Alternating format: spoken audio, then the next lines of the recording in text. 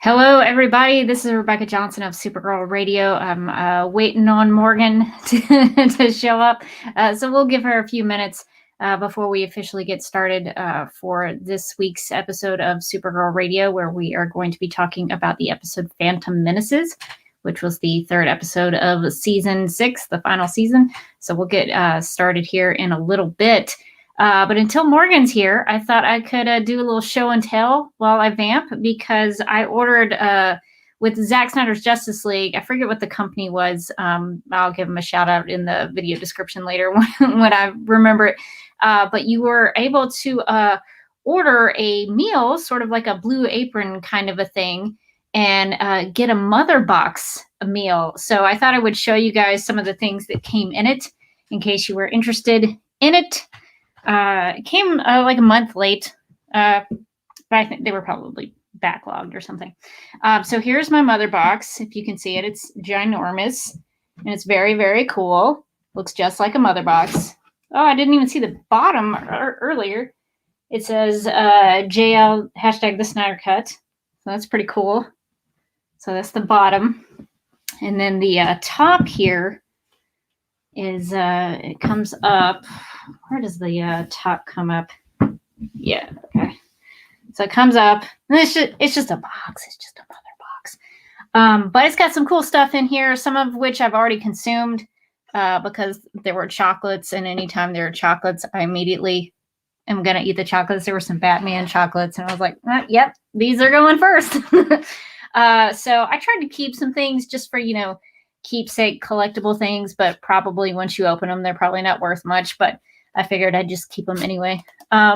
This is a Wayne. I don't know what that says. It's a little small, but this is basically like the Wayne chocolates that it came in, and you can see where I've already eaten the chocolates here. I think this is some kind of Wayne card. I don't know if you can see the Wayne symbols. I think that's the house. What do you call that? The coat of arms from Batman v Superman, maybe? I'll have to go check that. But you can see the spots where the chocolates were that have now been consumed already.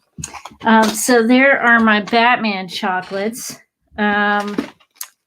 These are some corn clouds straight from the cornfields of Smallville. I haven't eaten them yet. I assume there's some sort of candy, popcorn, something or other, some sort of snack. So I will eat those later. I thought maybe for tonight for the live stream, I could eat these Chocos. You can't see the the Choco words because they're green, and it's in front of my green screen, so it makes it go away. But I haven't had Chocos before, so I'm looking forward to digging into these and see what they are like. So I'll probably eat some Chocos. And let's see what other goodies are in here. Let's see. There's this Element X thing, which I think it says fire up your fourth world. And I think it's some sort of like energy drink, like an energy powder thing. So that's kind of cool. There's also this ocean trench that comes on the King Tide. It's sort of, if you open it up, I think this is just like a collectible thing. There wasn't anything in there. If you're in the chat, you're wondering if we've started. This is just me vamping until Morgan gets here. So I'm just showing you guys some fun stuff. So this is the thing that comes in this Aquaman deal. It looks like sort of like a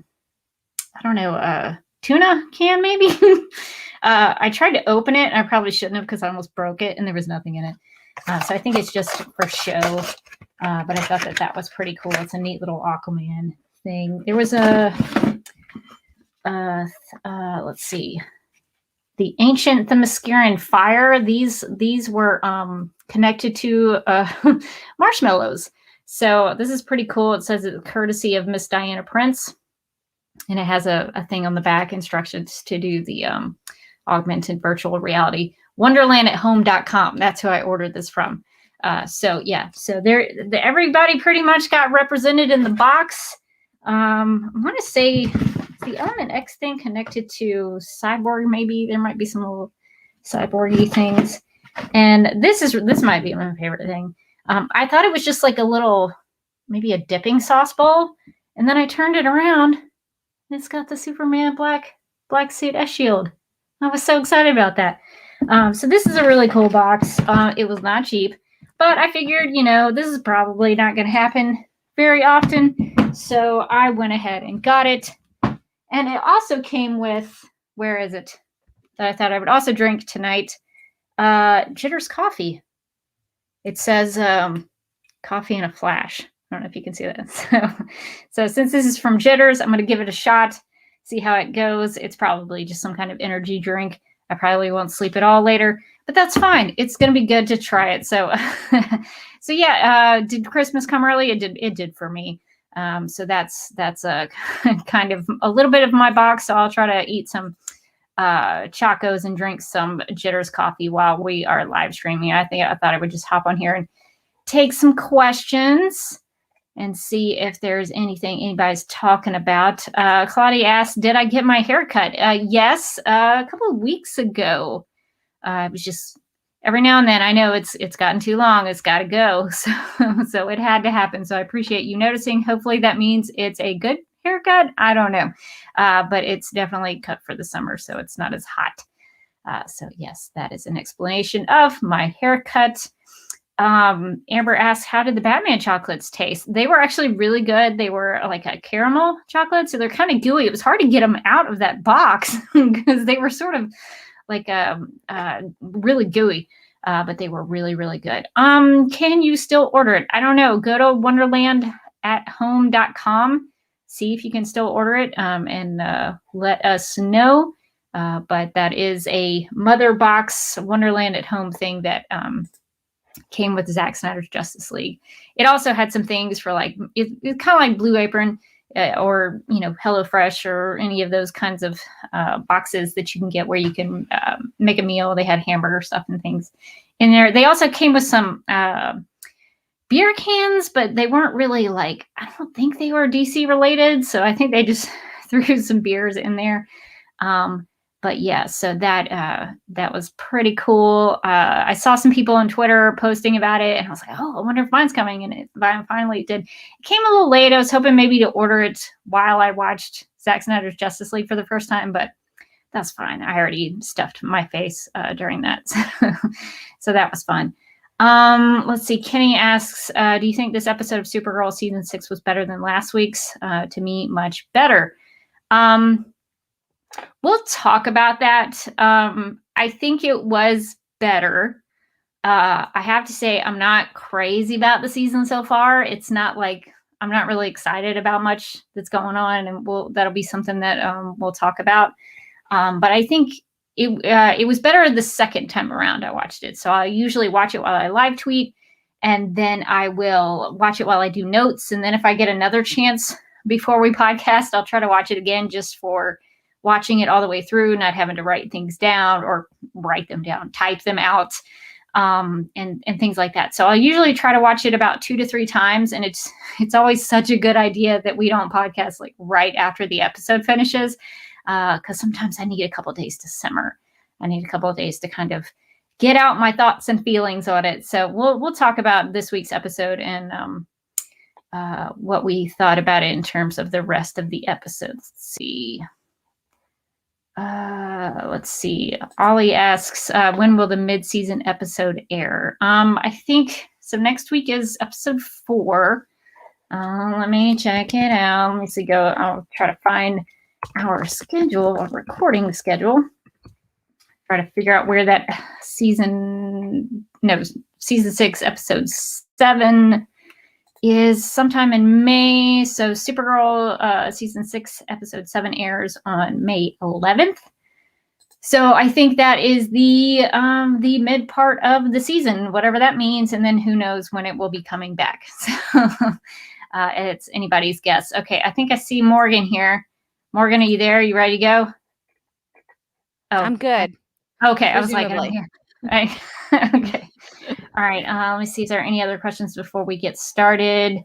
El Rainbow. Oh, let's see. I clicked on the wrong one. El Rainbow says, "Did I miss anything?" Only if you wanted to see me open up my mother box that I got today.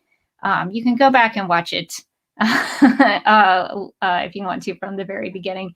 That's the only thing you've missed so far.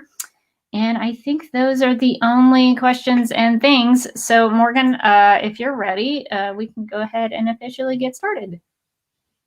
Sure. You good? All right. Okay. We'll get started and we'll be right back.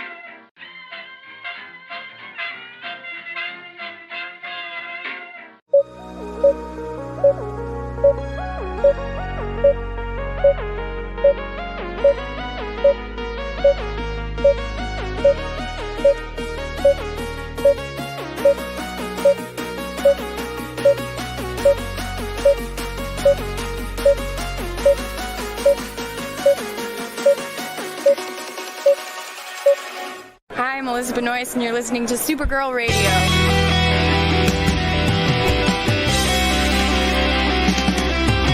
I think the CW are just trying to win the time slot war with Supergirl Radio. Supergirl Radio is going live every night of the week. How do you like it? Is becoming a human burrito a plus or a minus? I don't know. It does seem snug. I mean, they say you are what you eat. Oh no. So I do a podcast called Supergirl Radio, and one of our segments is Lena Luthor, Boardroom or Ballroom, because She looks like a boss in this coat.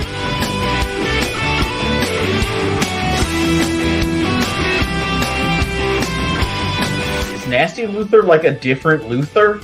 It's not just Lena being mean? No. Helen Slater here. It's so fun to know that you're hosting a podcast called Supergirl Radio.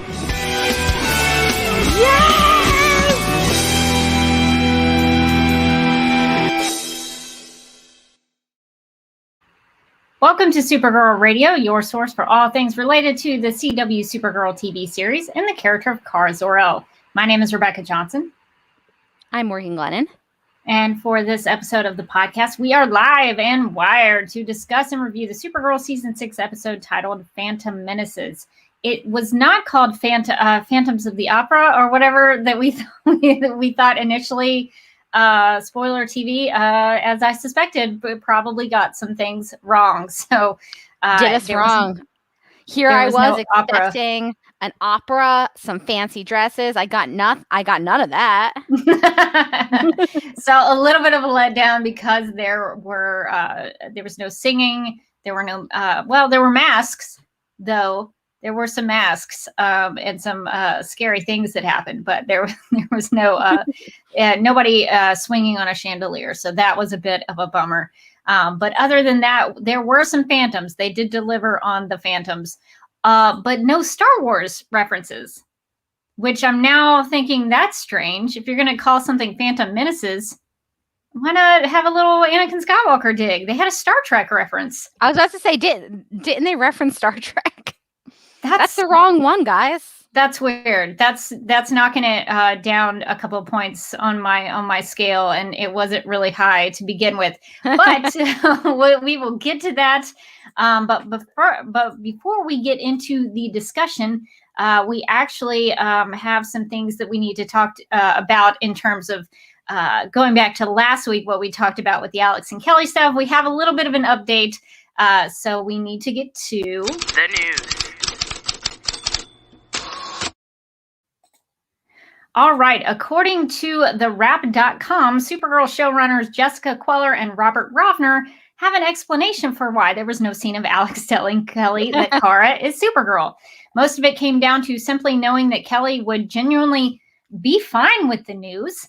That said, they did consider having the scene play out. So this is what Robert Ravner told The Wrap. He said, quote, "It was something that we had toyed about being able to do at the time, at the end of the first episode, but the story we didn't have the time." That this little pause is like him talking. It's kind of weird the way it's written, but the story we didn't have the time in that episode to achieve that.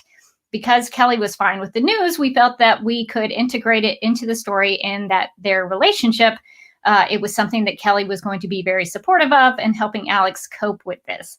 And some of it is explored in the next episode, which I assume he's referring to this week's episode, Phantom Menaces, when Alex is having a very difficult time, unquote. And then Jessica Queller added, and she said, quote, "And I'll just add, we spent an entire season on when that news did not go well," unquote. She's talking about the massive rift that the news of the secret identity caused between Kara and Lena. And Queller said, quote, "We felt like we really played that conflict last season," unquote. So, Morgan, do you feel like that's a good justification for why they didn't put it in the episode? No, I do not. Nice try, but no, I don't feel like that's a good excuse. It's just like, you know what? We were going to do this big scene that's like an important part of their relationship, but we just thought, Kelly's cool. Great. Okay. I'm like, well, then why build it up then? Like, why make it that it was something that Alex was worried about if Kelly is just mad chill with it? Like, I don't listen, we all know Kelly is mad chill, but I mean, you could have still given us a good scene. It's almost like they think, unless it's something super dramatic, unless it is Lena creating a robot friend for herself because she's mad at her best friend, that like nobody's gonna want to see it. It's kind of like, well, we're invested in the characters and we're invested in the relationships, so we just kind of want to see big moments for those characters. You can write an interesting scene where there's no like dramatic somebody throwing a glass of wine at somebody else. It's possible. It's like you're writing a television drama, not The Real Housewives. Like, you can do it. Yeah, it's really strange that they went that route, because they even said, Jessica Queller says, we really played that conflict last season. And I was like, well, explain Lex Luthor then. If that's your justification. Oh, so you remember last season. I wasn't aware. So you don't want to do things you did last season, but we've got Lex sticking around and doing all that same stuff. So it doesn't make any kind of sense. It does sort of sound like they got caught doing something the audience was not happy with, and they tried to justify it. It just feels like if they weren't going to put that scene in, like, did they already have episode 1 wrapped? Like, could they have cut that Alex and Lena scene out? Like, I just don't understand. Like, why build it up and then have no payoff? Like, I wanted to see the scene, and I think that Alex and Lena scene was good. So I want that in there, but like, if you're gonna build it up, you have to pay it off. Otherwise, don't build it up. Like, it's just kind of maddening. Isn't that like writing 101, Chekhov's gun? If you introduce something into a scene, you have to pull the trigger. You have to make that gun go off. Usually. I mean, not always here, though. I don't want to tell a writer how to write, but I do know that if you introduce a gun into the scene, it needs to go off. So that is something that I always look for when I'm reviewing shows. So that is very strange. I don't think the justification helped at all, at least not with me. So I think it almost made it worse for me, because I can kind of go with, well, maybe you didn't have, like, I can make up excuses for them in my head. But when they talk about things like this, it didn't really help for me. But that is, just in case you were curious, the showrunners did have an explanation from their point of view why that was missing. They did have an explanation, air quotes around it. Whether or not you think it's a decent explanation is up to you. It is an explanation. It exists. It is a thing that does exist. All right. Well, I guess now that we've gotten kind of that news, which really wasn't news per se, it was just kind of an update. But let's get into this episode, Phantom Menaces, which is episode 3 of season 6. So here is the official description. It's a real short one. Veronica, I guess, wanted to get out of there this week. Veronica's in Cabo, so she was just phoning it in. she was just doing the bare minimum before she headed out. So the description says, quote, Supergirl makes a new ally. Lena and Lex battle for control of Luthor Corp. So that is the extent of that description. Doesn't tell us too much, but I guess kind of gets us where we need to go. And what I was curious about, Morgan, because I'm struggling with season 6 so far, because I'm a big Kara fan. Like, not even just because we podcast about Supergirl, but like Kara is genuinely my favorite character on the show. And she's got this big thing. She's in the Phantom Zone, and it feels like we're not really spending a lot of time there. So I was just kind of curious, what would you say? Because I know you guys talk about this on, or I should say, you legendary ladies talk about this on the Legends of Tomorrow podcast, where you break it down by story. You got your A story and your B story, and sometimes your C story. So what would you say in this week's episode? What was the A storyline? That's such a good question. What was the A storyline? It could have because we kind of had the Magan Silas Phantoms thing. Yeah. Then we had, I guess, Alex. Would you say Alex? Was that a storyline of its own, or was that part of wrapped up in? I would say it's the Phantoms thing, then the Lena and Brainy stuff, okay, and then Kara hanging out in the Phantom Zone making new friends, I think. So if I had to ABC that, I'd say the Phantom Zone was probably the A. The Phantoms was probably the A stuff. Lena was probably the B stuff, and then Kara was probably the C stuff, which feels weird on her show. Do you think that that's happened? Like, do you feel like that was kind of the way it was last week? I do. Yeah, I feel like she's kind of either the B or the C story every episode.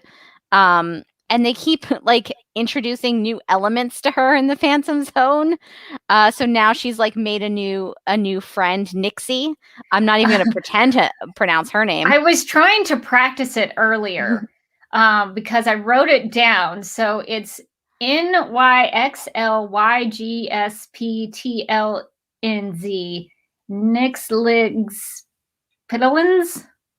I don't know if that's correct. I was going to call her like Nixley.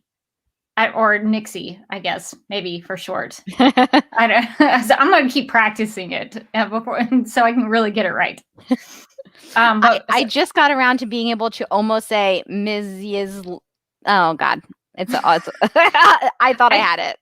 I think Melissa Benoist says Migzez Pitalik, not Migzez Pitalik.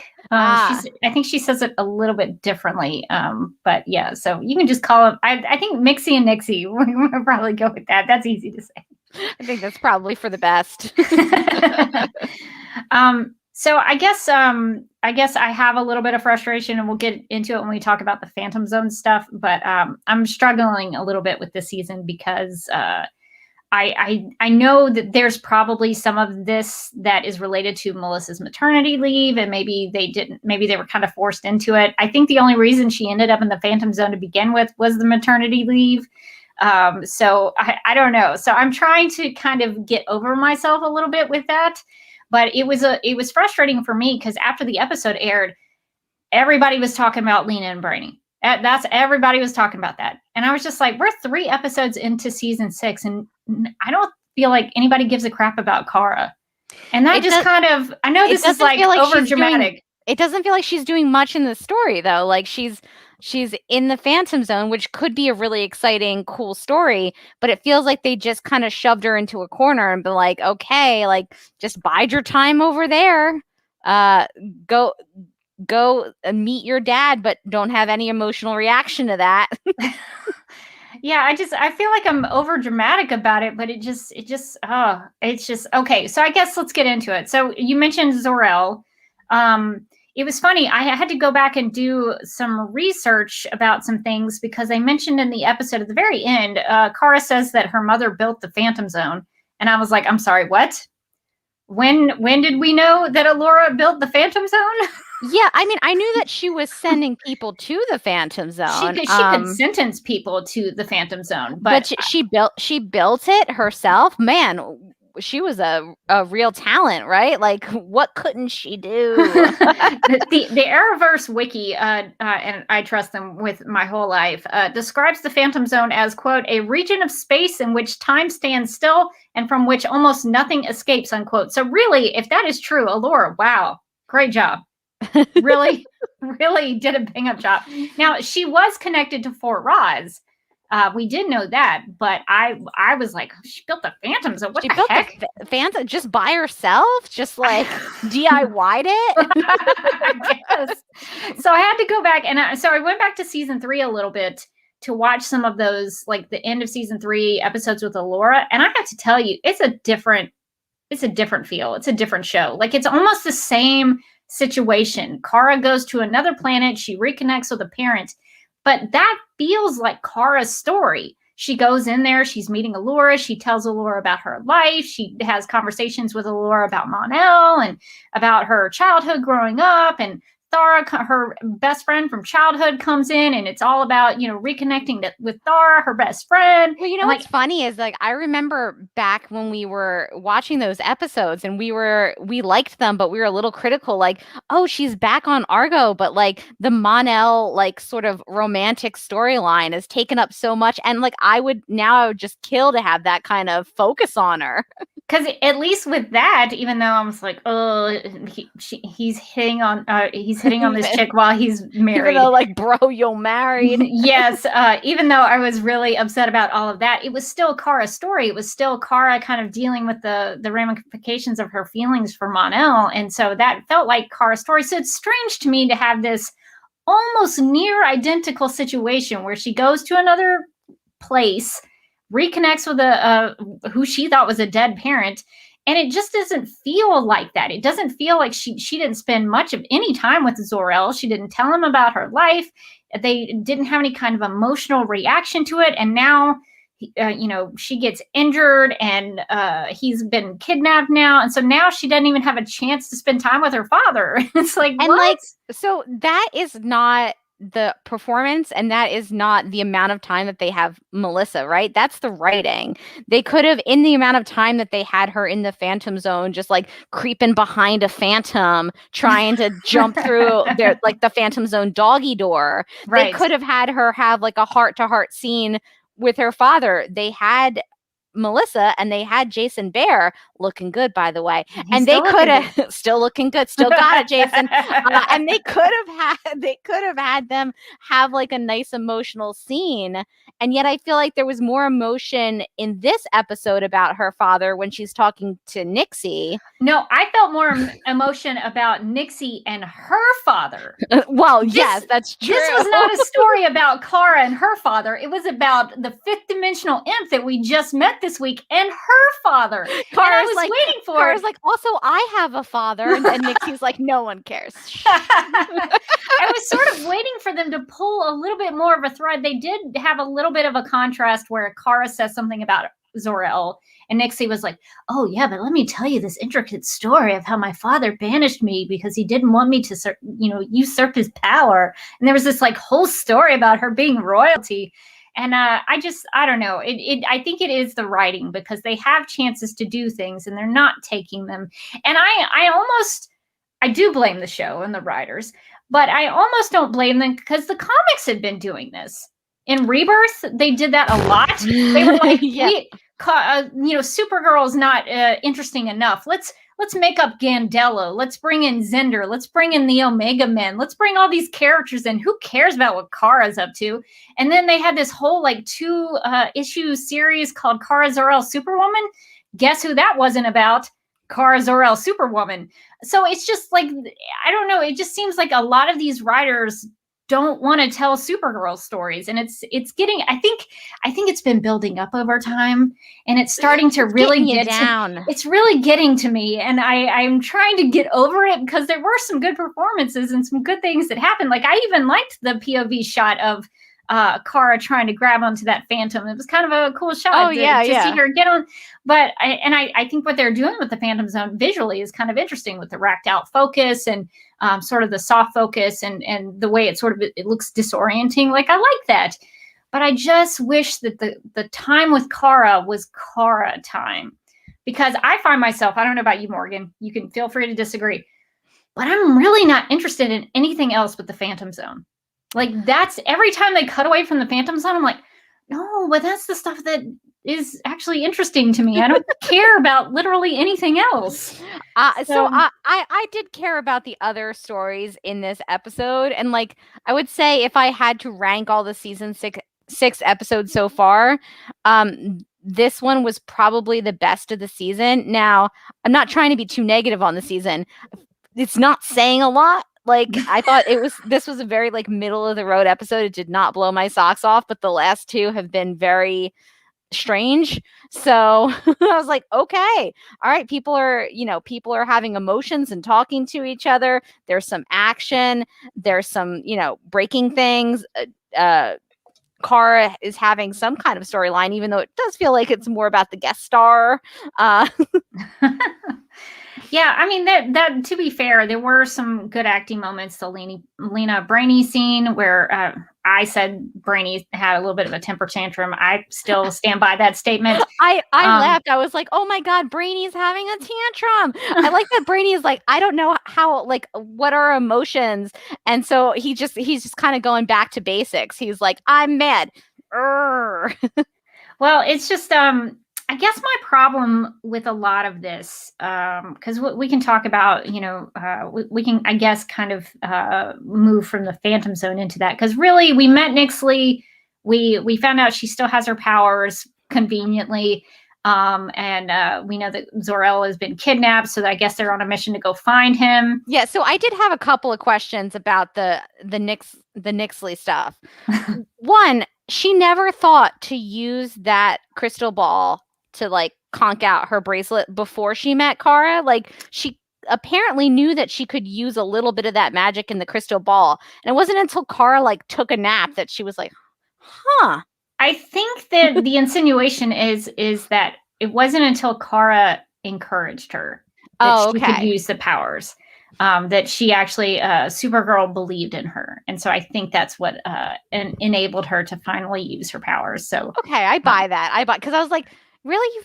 I don't know how long she's been in there, but like, that feels like one of the first things I would have tried. It's the hope that Supergirl gives her. That's true. I wish Kara had given her a hope speech. Like, have you tried hope, though? Have you tried hope? She's just like, there's no way out. And she's like, have you hoped to get out? That's all you have to do. I really want Kara's hope speech like this season for her to just be like she looks in the camera, she goes, hope. Did I just blow your mind? She might as well. She's really edited down the speeches. Or just hope. Hope. That's it. She's like, all right, I'm gonna go grab lunch. Bye, guys. Save the day again. She don't even have to say hope. She can just give you a look, and that's it. Did you start hoping? Did that just make you start hoping? But I also, so I don't know how to feel about Nixley. Like, are we supposed to think she's on the up and up? Like, every now and then she would just get this like kind of shifty look, and I'd be like, oh, girl, what are you up to? Yeah, Laura has that same question. Do we believe Nixie and do we believe Zor-El is real? I think both, yes, for me. I think she was pretty honest but she could be an unreliable narrator as well, kind of like how Mon-El was in season 2. Sorry. Yeah. She could be an unreliable narrator, but I think the only thing that I don't trust about her is I kind of started to wonder if she like murdered her father.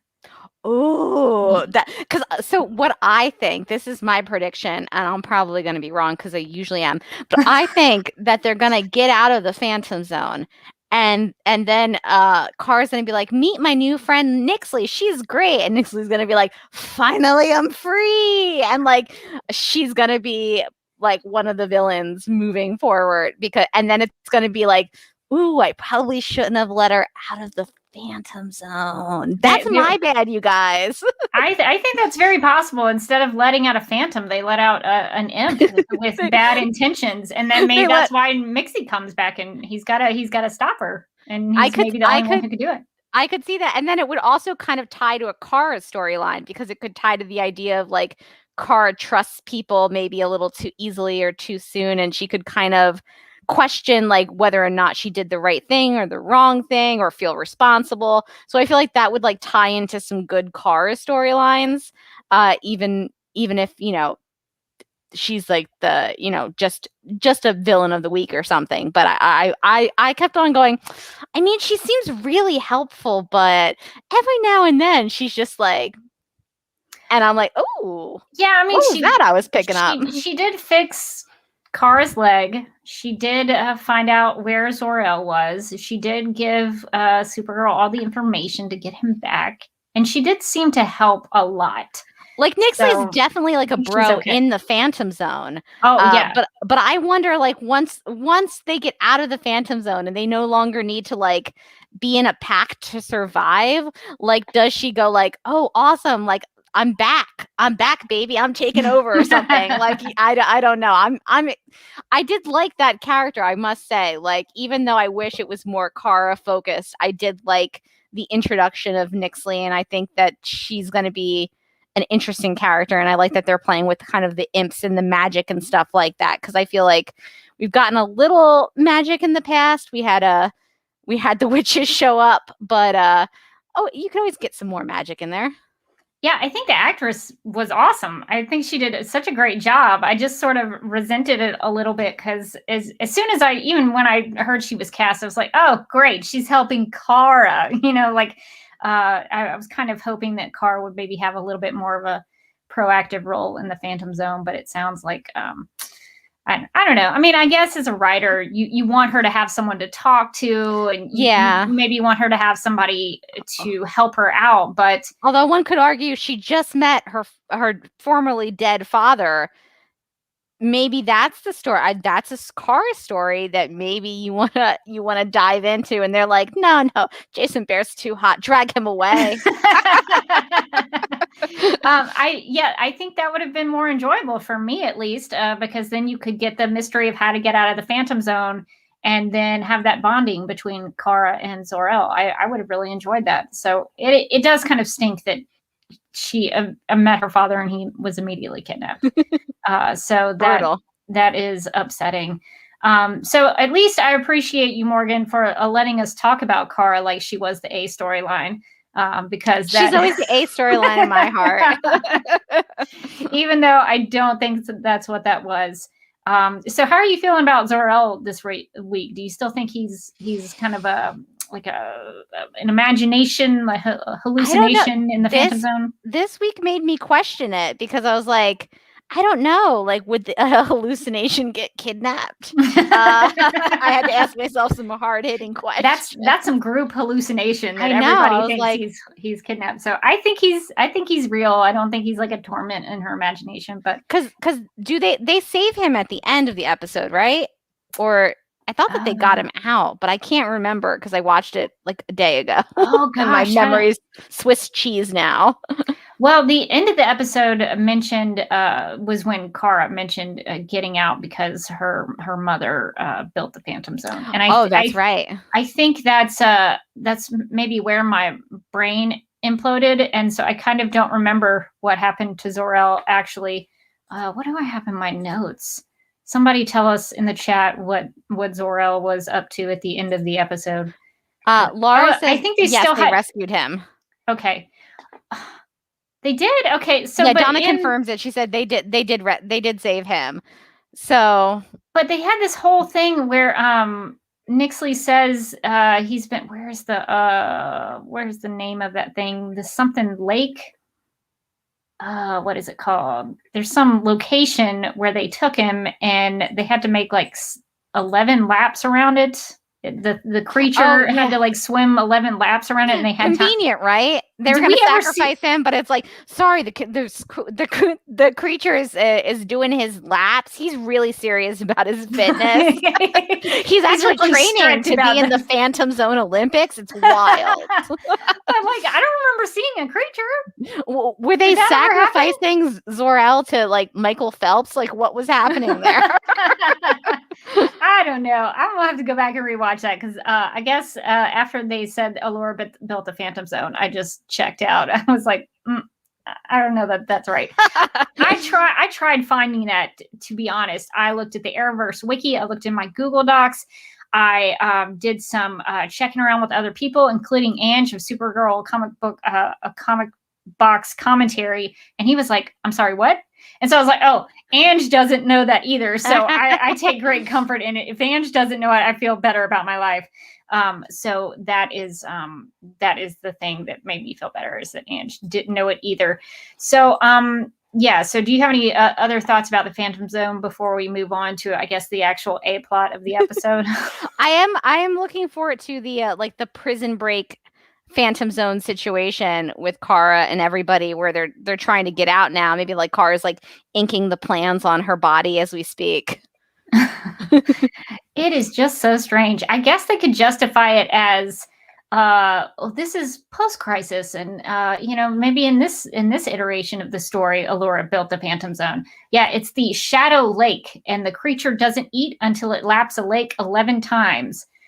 So that's those are the rules there. So I'm glad that the Shadow Lake creature really took that seriously, so they could have enough time. Okay, so hopefully we'll get more Phantom Zone in the next episode. It's sort of seemed like the trailer. I don't know if you saw the trailer, Morgan, but it sort of seemed like they were getting out of the Phantom Zone next week. And if that happens, oh, Serenity now. I will be very upset because if they're not even going to like make an attempt to make this along. I mean, I know some people are like frustrated with the Phantom Zone. Like, oh, I want her to get back and be with her family. I don't. I want her to have a story. I want her to struggle. I want her to find the Supergirl within herself to get out of there. I just want there to be an interesting story in the Phantom Zone before they piece out of the Phantom Zone. Like, I don't care what it is, but I don't feel like what we've gotten so far is a coherent story. Like, I don't think that she's coming out of the Phantom Zone any different than she went back in. And that's like the whole point of doing something like this for a character, is like there to be character progression. And like, she's just going to be like, oh, that was a weird couple days. So all right. Let's just check back on Rebecca next week. If she gets out of the Phantom Zone in episode 4, I'm gonna be it's gonna be rough, is all I'm saying. So anyway, so the A storyline I think we deemed was the Phantoms. So what did you think about Silas being turned into a Phantom this week after the Super Friends guilted him into helping them out? I feel really bad for Silas. I feel like he got the raw end of the deal. They were like, he's like, hey, I'm just trying to survive. I'm just trying not to kill people and have my dinner. And they're like, okay, sir. But before you have your dinner, you have to help us. You have to face your trauma. Remember the worst thing that's ever happened to you? Think about that. We're going to make you build an app for us. Now you're a developer. I hope you like that. And then we're going to yell at you when it doesn't work perfectly. And then finally, we're going to let a Phantom escape and then take you over and then try to save you, but like not that hard. And then you're going to turn into a Phantom. I'm like, I feel like Silas,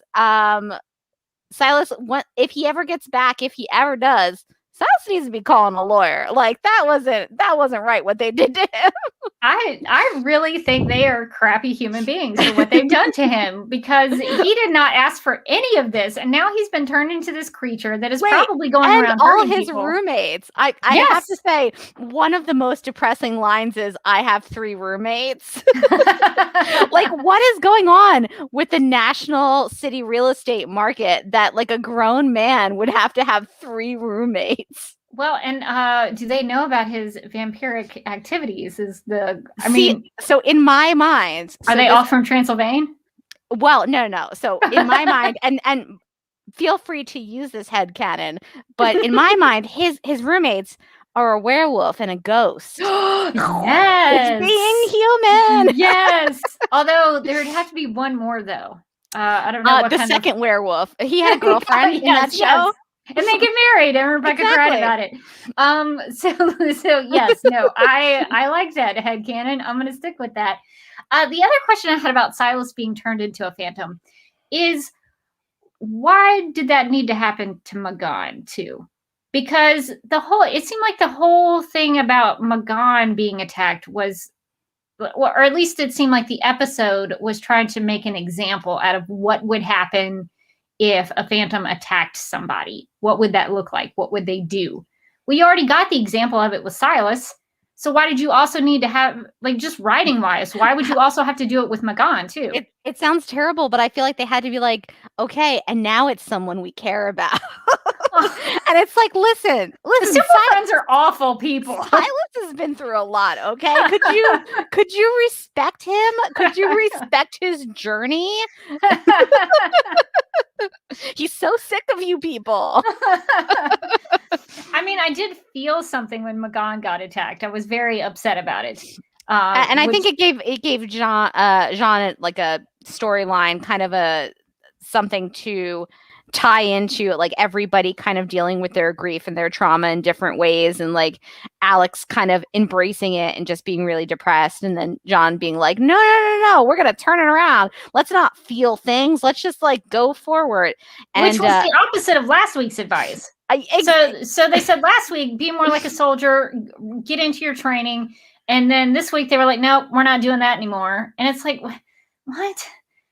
So I guess part of my problem with some of these things, especially on the Earth storylines, is I'm not really buying them being upset so fast. I mean, how long has Kara been gone? 2 days? Well, I think have they earned, like, Alex being so depressed that she's looking at the legacy download and she's like giving up on life? Have they really earned that in like 2 days? Well, I think that one of the problems is that we have no idea how much time has gone by. So it might be 2 days, it could be 2 weeks, and we just don't really know. So I think, like, just letting the audience know, like, how much time is passing would be really helpful here. And I know that, like, last week, the whole story was supposed to be about, like, here's this way to get her out of the Phantom Zone, and then it doesn't work, and now Alex has to feel, like, address the fact that, like, it's not going to be that easy to get her out. Maybe I'll never be able to get her out. And so I get that from that perspective, but you're right. Like, the last week was all about, like, okay, we got to just, we got to stiff up our lip it, and we have to, like, do it for Kara. And this week everybody's like, oh my God, I'm melting down. But how much time has even passed between those two episodes? I don't know. Well, Donna is, I guess, a little bit pushing back against me, saying it was 2 days. How do we know it's even been 2 days? We don't. That's just my guess. I have no idea how long it's been. And I guess part of my problem with the people back on Earth, because I think there is a good story that they could tell there of, like, what is their world without Supergirl? How does that affect them if Kara is missing and apart from them? But I don't feel like they've earned that with some characters. Like with Lena, I sort of get it. And with Alex, I sort of get it. But when Brainy was like, I really miss her. And I was like, why? You never spend time. You never spend time with Kara. When was the last scene Brainy and Kara had a moment together? The season 5 premiere? I don't even remember. I agree. I thought, like, boy, this would be a moving scene if they had any kind of, like, on-screen relationship of any kind. I mean, I know in the future he really looked up to her, and so he's probably studied Supergirl a lot. But I don't feel like some of those interactions and those reactions to Kara being gone were earned. And so I had a second point to that, and I cannot remember what it was, but I guess it really just boils down to the fact that I'm having trouble dealing with that because I know what my second point was. So the first point was, I don't feel like some of these reactions are earned. The second one is, I think if you're going to tell this, like, the world without Supergirl, you need to show, like, them failing all the time. Like, Supergirl has to be so important that, like, her being taken out of the story should make everything fall apart. And, like, they had some phantoms go around, but, they took care of them. Lena got him into a containment cell, and maybe one got away, but they were doing all right. They saved McGon. So like, what's the purpose of having Supergirl if they're kind of managing?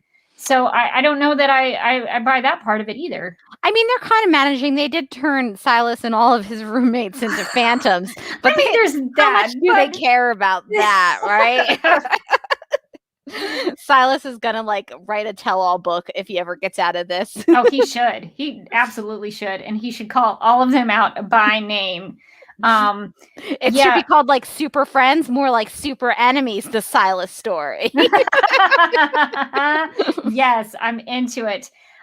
So yeah, I don't know. I'm just having trouble with some, like, I think the Alex portion of it, I think I bought a little more, but some of it I struggled with. So Lindsay says in the chat, Kelly says she was in despair yesterday about Obsidian in the last episode 3. So I'm guessing yesterday would have been the day after the finale. So it makes me think it's only been 2 days. So maybe I'm right. Aha! I have to celebrate and she when said, I'm right, because that doesn't happen very much. She said, and by finale, I mean season 6 premiere. Listen, potato at this point. No, of course. Yeah. So it just seems like it's been so, like, have they just melted down so fast after 2 days? They couldn't hold it together. I don't know. I have a hard time buying that. I feel like reaction. I feel like I buy that Alex would be melting down, but everybody is melting down in this episode. And I don't know that I buy that everybody would be melting down to this extent. Listen, Alex definitely, because that's Kara, that's her sister, and Lena definitely because that's Kara, her best friend, but also Lena, God love her, is not an emotionally stable kind of person. So like, you tilt her boat a little bit and it's going underwater. So she's putting on that leather jacket. She's putting on that murdering jacket and it's time to go. But I mean, as Ozzy Tesfaye said, Lena's the one who needs therapy the most. So I buy Lena, and like even Lena's in this episode is like, she comes to her "I choose me" yeah, I revelation, but I love me more, or whatever she says. Yeah. Yeah. So she ends up in a strangely healthy place for Lena Luthor, but so I buy those two melting down. Everybody else melting down it does seem a little premature. I mean, I guess I sort of think that Brainy's meltdown was more about how mad he was at Lex than him missing Supergirl. You know what? I do agree with that. I do agree. I think a lot of it was the Lex resentment versus, missing Supergirl so much. I just feel like giving a timeline for the audience is really helpful.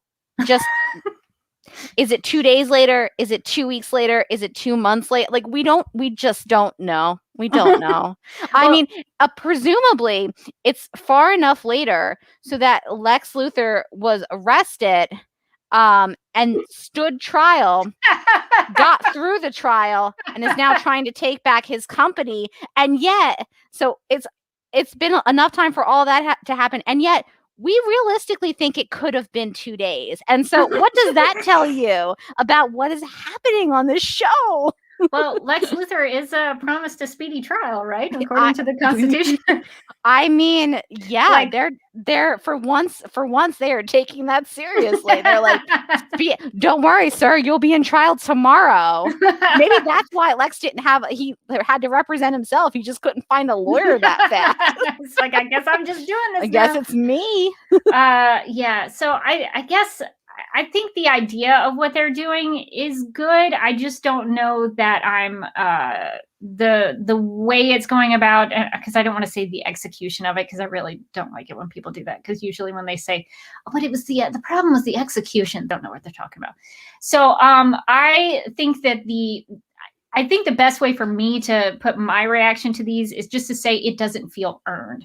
I don't feel like the reactions are earned for some of these things. And even with the whole like Kelly being in despair over Obsidian, I was like, when? Can I just say that was my biggest laugh of the episode? Because I was like, wait, what?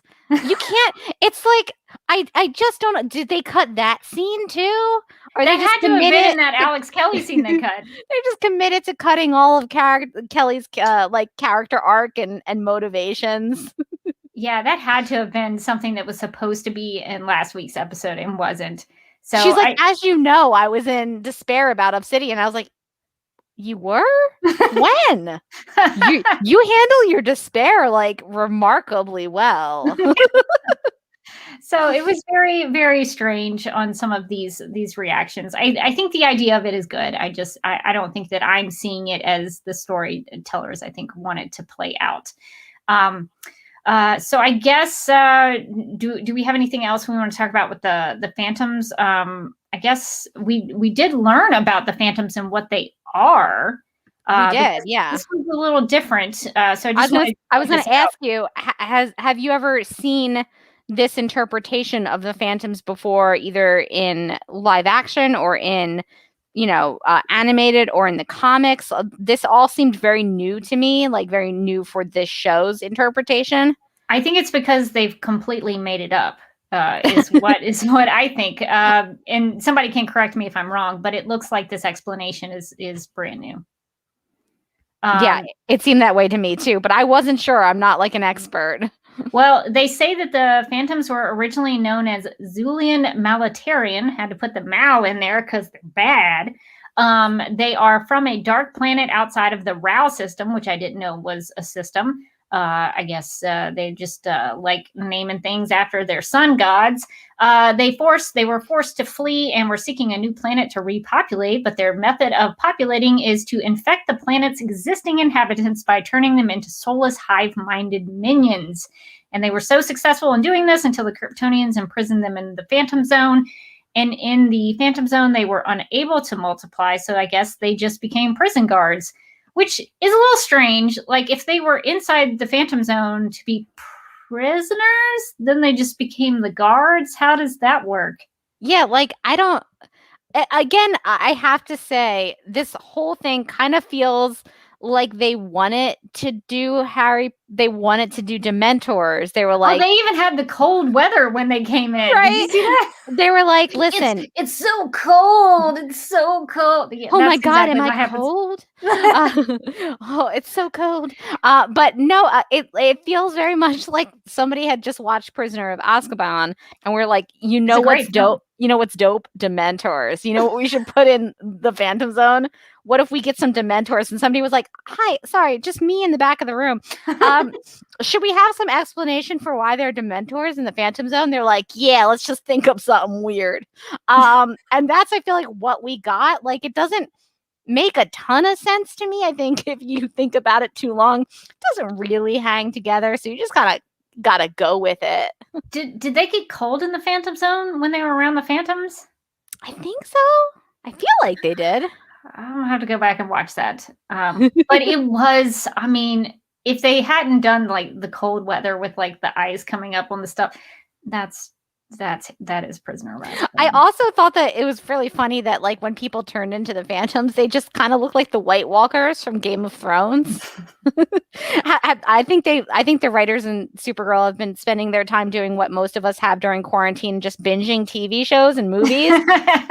but they're just kind of like liberally sprinkling it into the show. They're like, ooh, Game of Thrones is wild, man. Like, let's get them for the Phantoms. Well, I guess, every writer, gets inspiration from somewhere. Exactly. So it'll be lots of Harry Potter viewing. But okay, so Leslie does say you could see Kara's breath when the Phantoms came around here. So at least they're consistent about the cold. So that's good. So I'll have to go back and check that out. So the Phantoms, I think, were at least a little bit scarier to me in this episode. There were, a couple of shots where like the kind of the camera would be a little jerky, and so it would make them look scarier when they were kind of fast and they would, rawr. So there were some things about that I think made them very threatening. But they seem to be contained pretty easily. Lena was like, hey, I got these containment cells right now because I haven't really been doing any catching some bad aliens lately. So, I mean, I got some room in my containment cells. So it was where were those containment cells, by the no way? Idea. Okay. No idea. I just wanted to make sure that I was just that it wasn't just me not following that. Like, were those in the new superhero hangout spot? The tower? Yeah, the tower. They just have containment cells in the tower. I just sort of, well, they did in like the middle of the room, which was actually kind of cool. They had a thing that like could go up and down in like a little secret compartment that would like open up and they could, push them down into the floor. That was actually pretty cool. But I just sort of interpreted it as Lena she had some containment cells just like hanging out of her house. That's just where she puts stuff.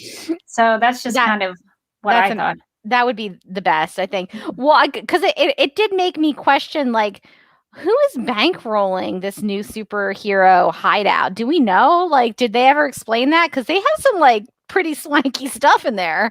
Well, I only think Kara and Nia are the only ones with jobs. Yeah, it's true. So, and Lena, I guess Lena still has some money somewhere. And Jean's been around for like 300 years, so maybe he's just really been saving up. Maybe he's been investing well. He's like, you know what? Back in the 80s, I invested in Apple, and I just didn't know, but it's been great. You know what? It's funny. I'll have to show it to you sometime. There's an old article we found. I guess my dad had kept it around, but so quick story. This is kind of related to Apple, but my aunt and uncle used to be into computers. Like they would make computers and they were like starting up a computer business or whatever. And they had apparently gone to some computer convention or something back in like, I don't know, it was the 70s, 80s, something like that. And they were next to Steve Jobs. And there's an article that says something about how the Johnsons didn't want to have anything to do with Apple. And I was like, no! You could have been rich. Why did you do this? Like, it's just kind of funny how like the article makes a point to say that my aunt and uncle were like, no, not do anything with Apple. But so it's just a funny story. It made me laugh for like 20 minutes the time I read it. Yeah, so I don't know about the tower, but it does seem like they've been able to expand it. There's a lot of rooms in the tower. They have They have medical equipment. Rachel says the it's medical like equipment was where I went, wait, what? They have what? I guess maybe like the thing that Alex has, maybe they can just touch it and it appears. They snap. Not on this show, never on this show, but it appears. Imps snap, but that's true. Those are the only ones. New Rachel says it's kind of like a sci-fi room of requirement, which is kind of like Harry Potter. Hey, we're back. So we're really just digging into the Harry Potter mythology, which, you know what? I don't even hate it. Like, I think I'm fine with it. I think it's cool. Let's do it. There's not as many owls as maybe there could be. I can maybe use some more owls. I mean, if we're gonna go full Harry Potter, I mean, at least give us some pet owls. Yeah, I'm into that. Okay, so was there anything else you wanted to talk about with Alex or the McGon portion? That's interesting. I will say for Alex's storyline, I thought it was pretty well done. I thought that the scene with her and John talking about how they're like both dealing with their emotions and about missing Kara was really well done, and how I think Kyler did a great job in this episode, just seeming really sad the whole time, just really depressed.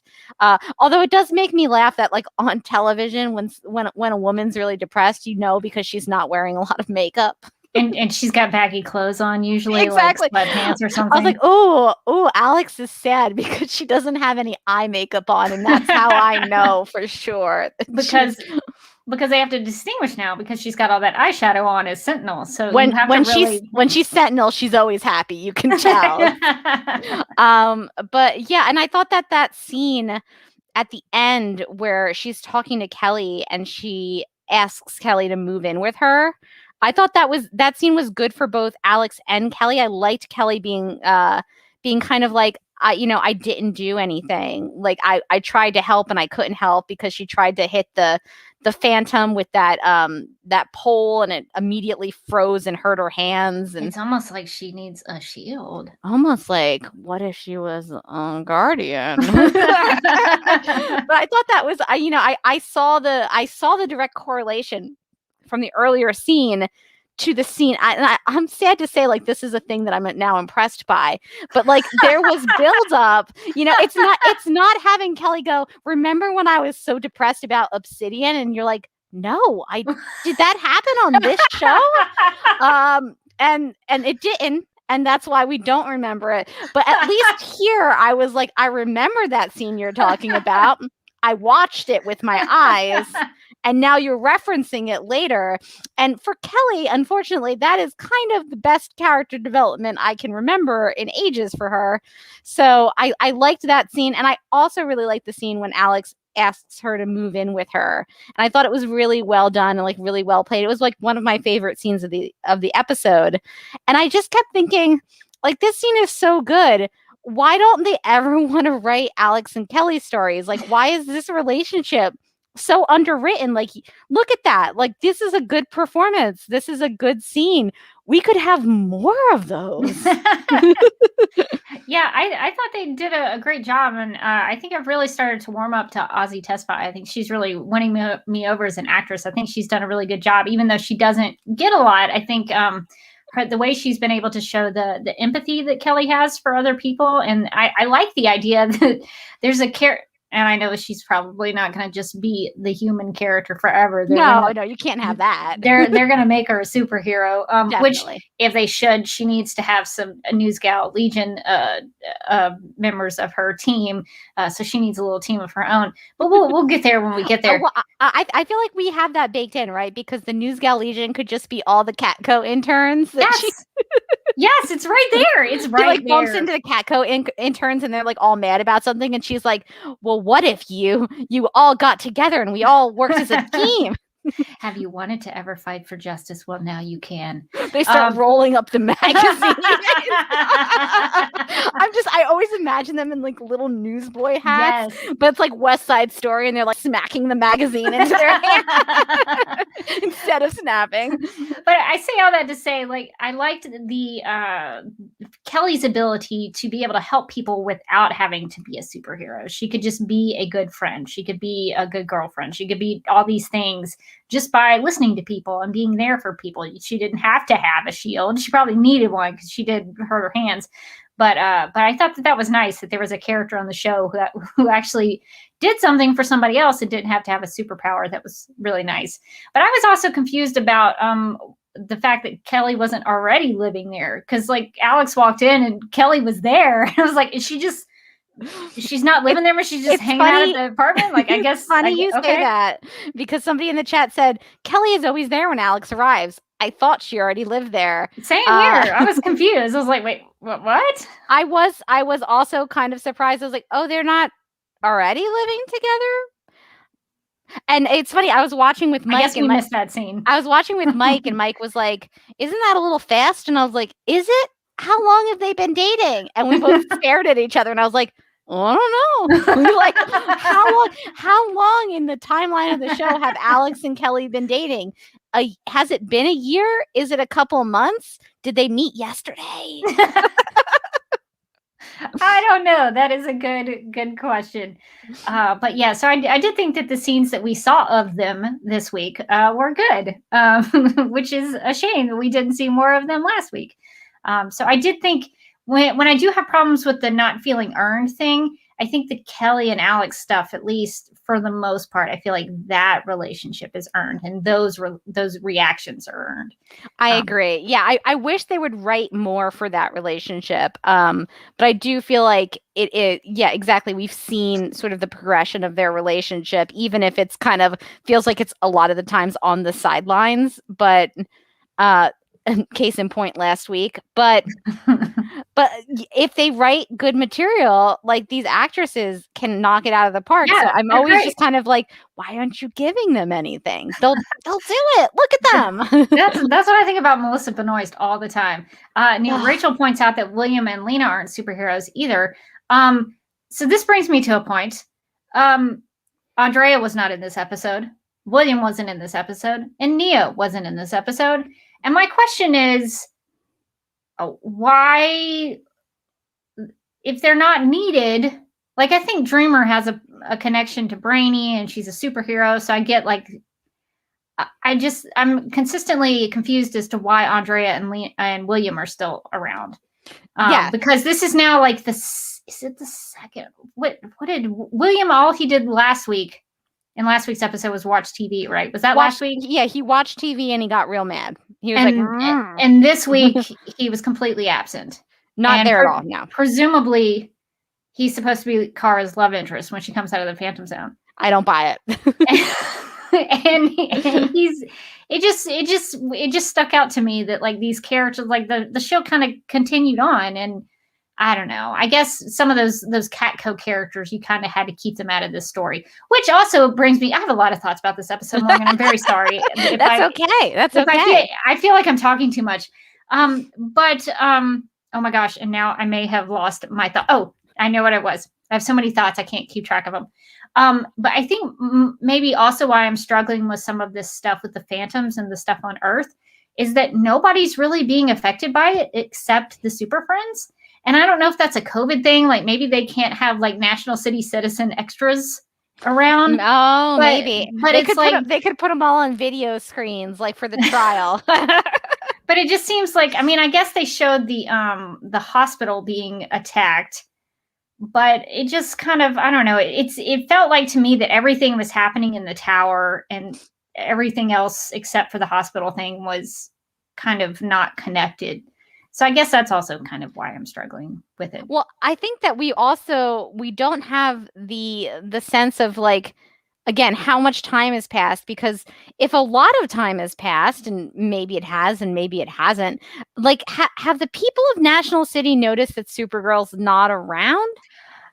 You would think that they would. If only they had a whole cult about Supergirl. Right? Now, like if only 2 days have passed, I get it. Like, you know, sometimes you don't talk to your friend for a little while and you're like, they're still not in a Phantom Zone.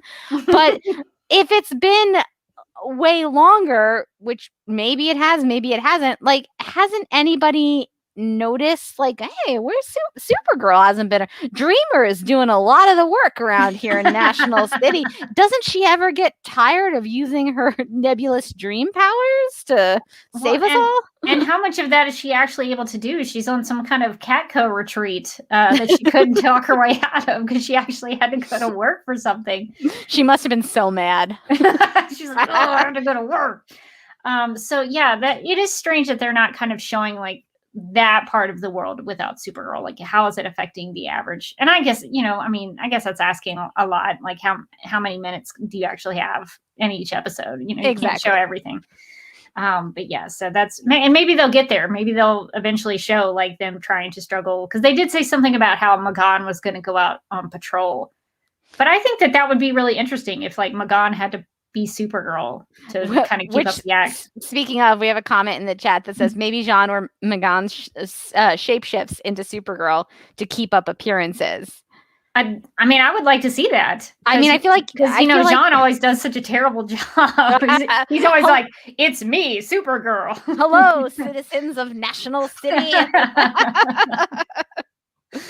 Yeah, so I wish we could see that, but maybe we're just supposed to assume that that's what's happening. So it does sound like they're at least somewhat on patrol. But is that to keep National City safe from other criminals, or is it just because they're looking for the Phantoms? Yeah, exactly. Are they just looking for the Phantoms? And I guess that goes hand in hand. You're making National City safe by protecting them from the Phantoms. But anyway, so I just think there are some things that they're doing well, and some things I think like they could be doing more of, I guess is what I'm trying to say. Agreed. Okay, so are there any other plot points that I guess we sort of hit on the Lena stuff, but what did you think about the Lena Lex stuff? Because they had a little bit more of a cat and mouse situation that also involved Brainy, and Lex sort of he maybe went a little too far at the end there with the hospital and the children. So what did you think about that? I thought that was brutal. I kind of liked the cat and mouse aspect of this episode where Lena's like, okay, and then we're going to use all his money and donate it to charity. Take that, Lex. And then he's like, cool, I'll blow up children. She's like, whoa, whoa, what did she think was going to happen? Even I was like, dude, what is wrong with you? I thought that was kind of like this never ending escalating match between Lex and Lena. I thought was really interesting, and like how Lena didn't even think that he would go that far. She's like, I didn't think he was going to attack the children, and that I guess that's on me. That's my bad. He killed a whole courtroom full of people just to get out of jail. What did she think was going to happen? He tried to brainwash everybody into loving him. Lena, come on. Lena. What did you think was going to happen? She was like, I guess I was playing checkers, but Lex was playing chess. But I did like one of the things I did like in the end, after she gives her "I choose me" speech, which was like, I was like, is Lena making a healthy choice? What is this feeling I'm feeling? Lena, are you okay? She even gave up the tiny boxes. Yeah, she was like, listen, Brainy, you remember that story I told you about repressing all your feelings and never seeing them again? It turns out that when you do that, you make a murder bot as a friend, and you try to brainwash the world into being nicer because you are projecting your issues out onto the world. And it turns out that none of that is healthy. I know, because Kelly sat me down and said none of that is healthy, and I said it feels healthy, and she said it shouldn't. But I really liked all the Lena and Brainy stuff. I thought in this season, but in this episode, I thought was really good. Actually, I like when they put Katie McGraw and Jesse Rath in scenes together. I think they play really well off of each other.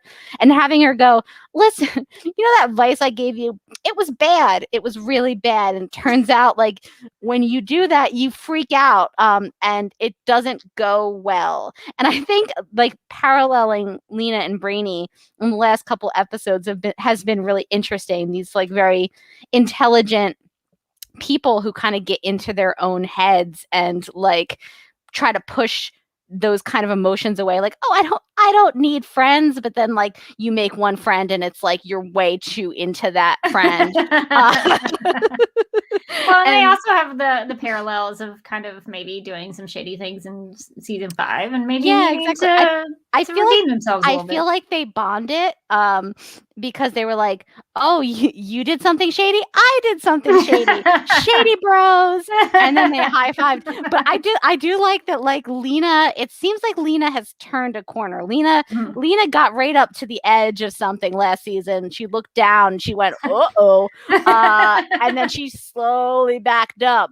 But Brainy's still on that edge. Brainy's still like, he's like dangling one foot over going, should we kill Lex? And it's like, Lena's like, listen, first off, tried it, didn't go my way. But I like that she's kind of learned from her experiences, and it doesn't feel like she's learned from her experiences in a way that's like, now she's like Saint Lena, and she's like, oh, no, I'm so good now. I would never do it. Because like in the beginning of the episode, she's like picking fights with somebody she knows is very unstable just because she's mad and she loves to be petty. And listen, I love that about her. God bless. But she does know towards the end of the episode, like, listen, I would love to kill him, but it didn't go so great the last time. I don't know that it's going to accomplish what we want to accomplish. And so like maybe what I should do, and this is a thing I've never tried before, is just like letting it go and like moving on with my like life. And I like that even in the scene with Lex, she's kind of like, I don't know how this is gonna go. I've never tried letting it go. Let's find out. And the I love me more, it made me laugh so much because it's like, you know, any like romantic love triangle that you watch, and like the person in the middle goes, no, I choose me. But like but like her choices were between like continuing to like try to kill her brother. She's like, no, I choose me. I'm gonna make a good choice for myself. And then when she walks out and Lex literally doesn't know what to do with that, like he's like, no, she'll be back. She's gonna try to kill me again. You just wait. It's gonna be great. Like I do like that aspect that they've kind of brought to that sibling dynamic where like they hate each other, but they kind of don't know what to do without the other one without trying to mess with the other one. And so like, even though Lena's like, I'm not going to interfere with your plans anymore, Godspeed with all of your insanity, go ahead. He's like, but like, what do I do if you're not trying to mess with me? Like, what reason do I have to blow stuff up then? But do you think he's going to stop doing his bad absolutely things? not. I mean, Absolutely. he's still no matter what, he's still going to do it. He's still going to try to do his bad things. But I just thought it was so interesting, like how much I think he enjoys that game with her. And I think he even says that to her, like, oh, no, you can't give it up. You like it. And I like that there's kind of part of it, Lena, that's like, yeah, no, I like it. Like, I like it. It's turning out that escalating to blowing up children's hospitals is not where I wanted to go with this. I just thought we were going to be petty and try to embarrass each other. Yeah, Leslie says, I love that Brainy left $10 and change in Lex's account. I think he did have, was it $10.32? So they did leave him some money. So even though they did try to embarrass him, they didn't leave him completely broke. Leave him high and dry there. They gave him enough for like a smoothie. Yeah. So I think he could go get lunch. That's fine. So what I guess since we're kind of getting long here on the discussion, I guess what are your overall thoughts about Phantom Menaces, even though we didn't get any fancy clothes in an opera? What did you think about this episode? I mean, I was promised an opera, and it was not delivered, and I am mad about that. But overall, I think this was my favorite of the season 6 episodes. Again, season 6 thus far has been a mixed bag, to say the least. So it just kind of hopped over the bar set for it on the ground.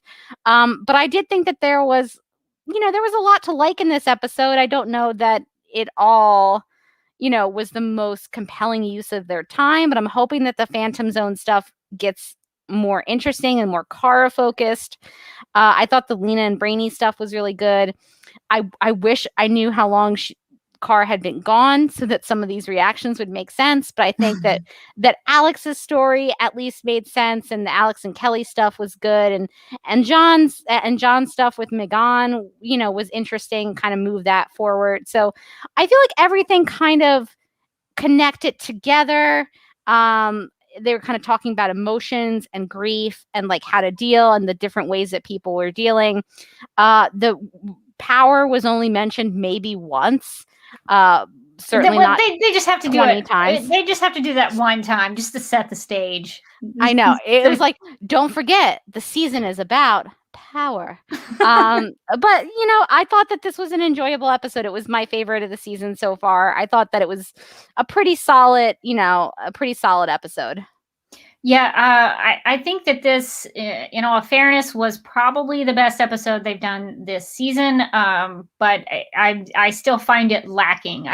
It's weird when I went back and watched those episodes from the end of season 3. It's been a long time since I've watched some of those episodes, like Not Kansas. I didn't want to ever watch that episode again because that's like the gun control episodes. I'm like, that one was shove rough. it away.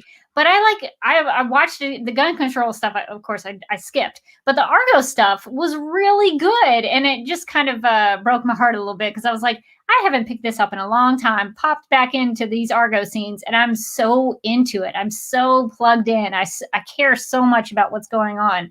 And I just kind of didn't with this episode. So I'm hoping that the more we go through the season, I'll feel like there's momentum picking up, and maybe I'll start to, I think I'm getting close with the Fifth Dimensional Imps because I do like them, and I do like the idea of Kara, Supergirl, working with them because she does have history with Mixie. Yeah. So that's kind of interesting to me. But it's been hard for me to get attached to what's happening so far. So I'm hoping that maybe some of that will pick up, trying to have a little bit of an optimistic look at it, even though I have been really, to be honest, kind of bummed about the season so far. So trying to keep an open mind that maybe it will pick up in a few episodes. All right. Well, I guess since we've talked about the episode, let's find out what our listeners had to say about Phantom Menaces. So we have a tweet from @major_dork13 who says, once again, Kara getting stuck in the Phantom Zone is proving to be a good opportunity for other characters to grow and move forward in their lives, while she seems to be enjoying her space adventure by meeting dead parents and making friends. No one wants to see her growth, said no one ever. So it seems like this tweet is sort of maybe agreeing with me, I guess. I don't know. I think so. Okay. All right. I agree. Major_dork13. @Mark HBPWM, a username I always say as if I've encountered letters for the first time. Says, 1, I'm not sure at all I trust Nixley. I wasn't sure if she was reluctant to lose a new friend or actually scheming. 2, I know they needed to give Lena something to do, but apparently not Nia, but I don't care about Lex and I want him to leave now. 3, my personal hot take is that the strongest actor in the entire CW, bar none, is Kyler Lee. That is a hot take. I think that's a hot take. I don't know that I would like fight you on it though. I think it's probably. I think it's a fair opinion. I think it's a fair opinion. I would maybe put Melissa Benoist above it, but I mean Kyler Lee's a good choice. Yeah. @RachelJoy23 said, my favorite episode so far and last episode was good too. Really enjoyed Brainy continuing to be smart and especially the scene with him breaking down and admitting he missed Kara.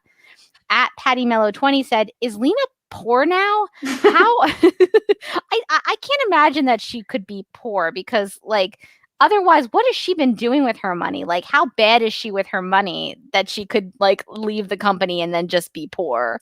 She's got investments somewhere. She's gotta have investments. What if she was like, oh no, Hope was taking care of that for me, and Hope was like, I actually was not. Hope ran away with all of her money. Hope was like, I bet it all on Blockbuster. Why would I invest in this? So Patty Mello goes on to say, how are all of these people, Alex, Brady, Magan, John, Lena, going to live off Nia and Kara's salary, seeing that they're the only ones with a job? Kara's new friend seems nice, but there's something off about her. Lena was wearing jeans in the office. What? I think that these are Lena. Casual Lena. I think that these are all accurate questions. I also want to say, if I was going to try to live off of my friend with a job, you know who I wouldn't choose? Somebody working in journalism.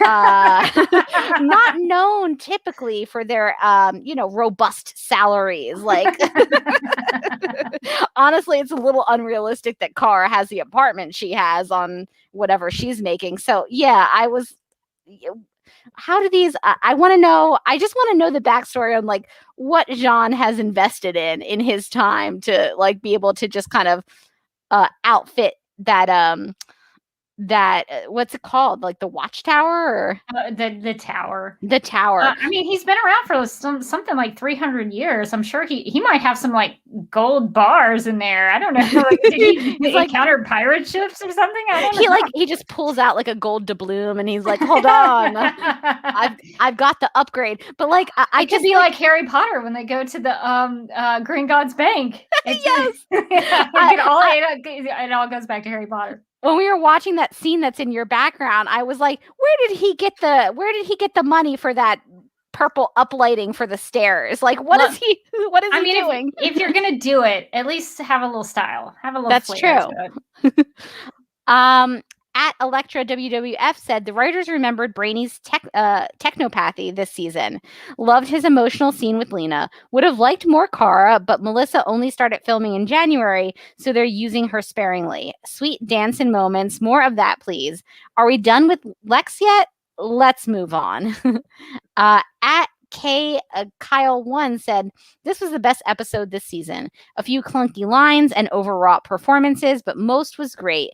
The Brainy and Lena stuff was good. Something we've never seen between them. The soul-cleaving gobbledygook was nonsense, but entertaining.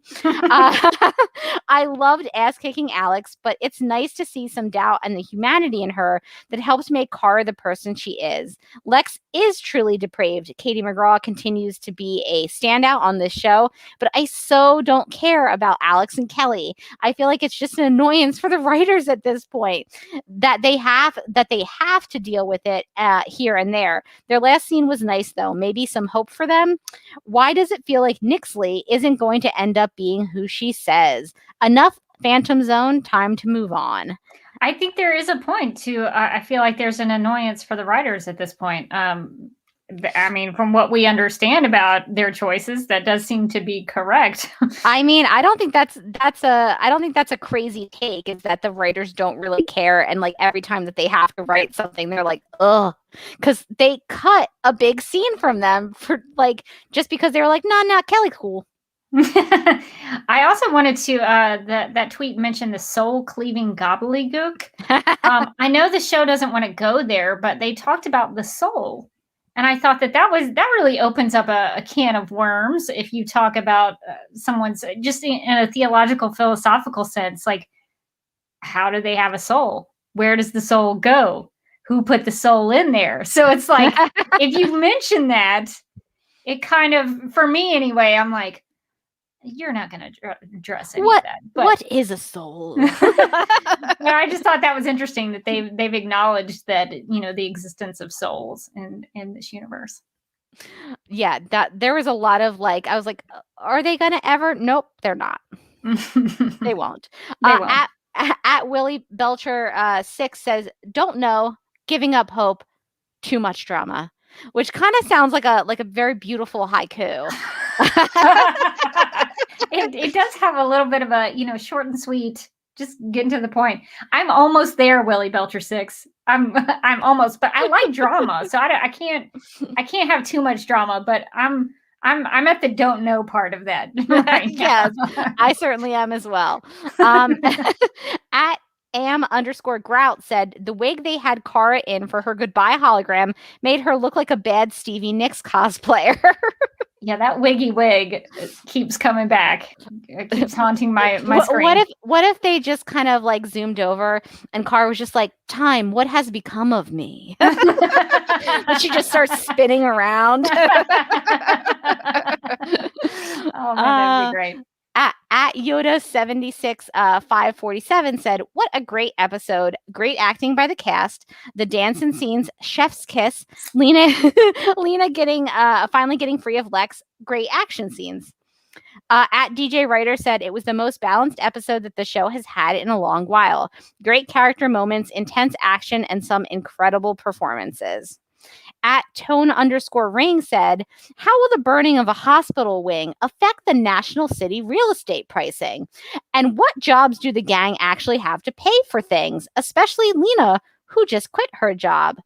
I do. Listen, somebody mentioned on Twitter the other day, they were like, now that we have lawyers on this show and science consultants, I want to see other experts come in and, kind of, weigh in, like therapists and real estate agents, somebody in real estate. And that is my dream. If you listen to this podcast and you are in real estate, I would love to just hear your take on what would the real estate prices in National City look like? Because on the one hand, it's a city, it's a bustling city with culture. On the other hand, every May, it is destroyed almost entirely. And so, I mean, I feel like for a young family, maybe you have to balance that out. Like, is he gonna weigh the pros and cons? Pros and cons, like good school system.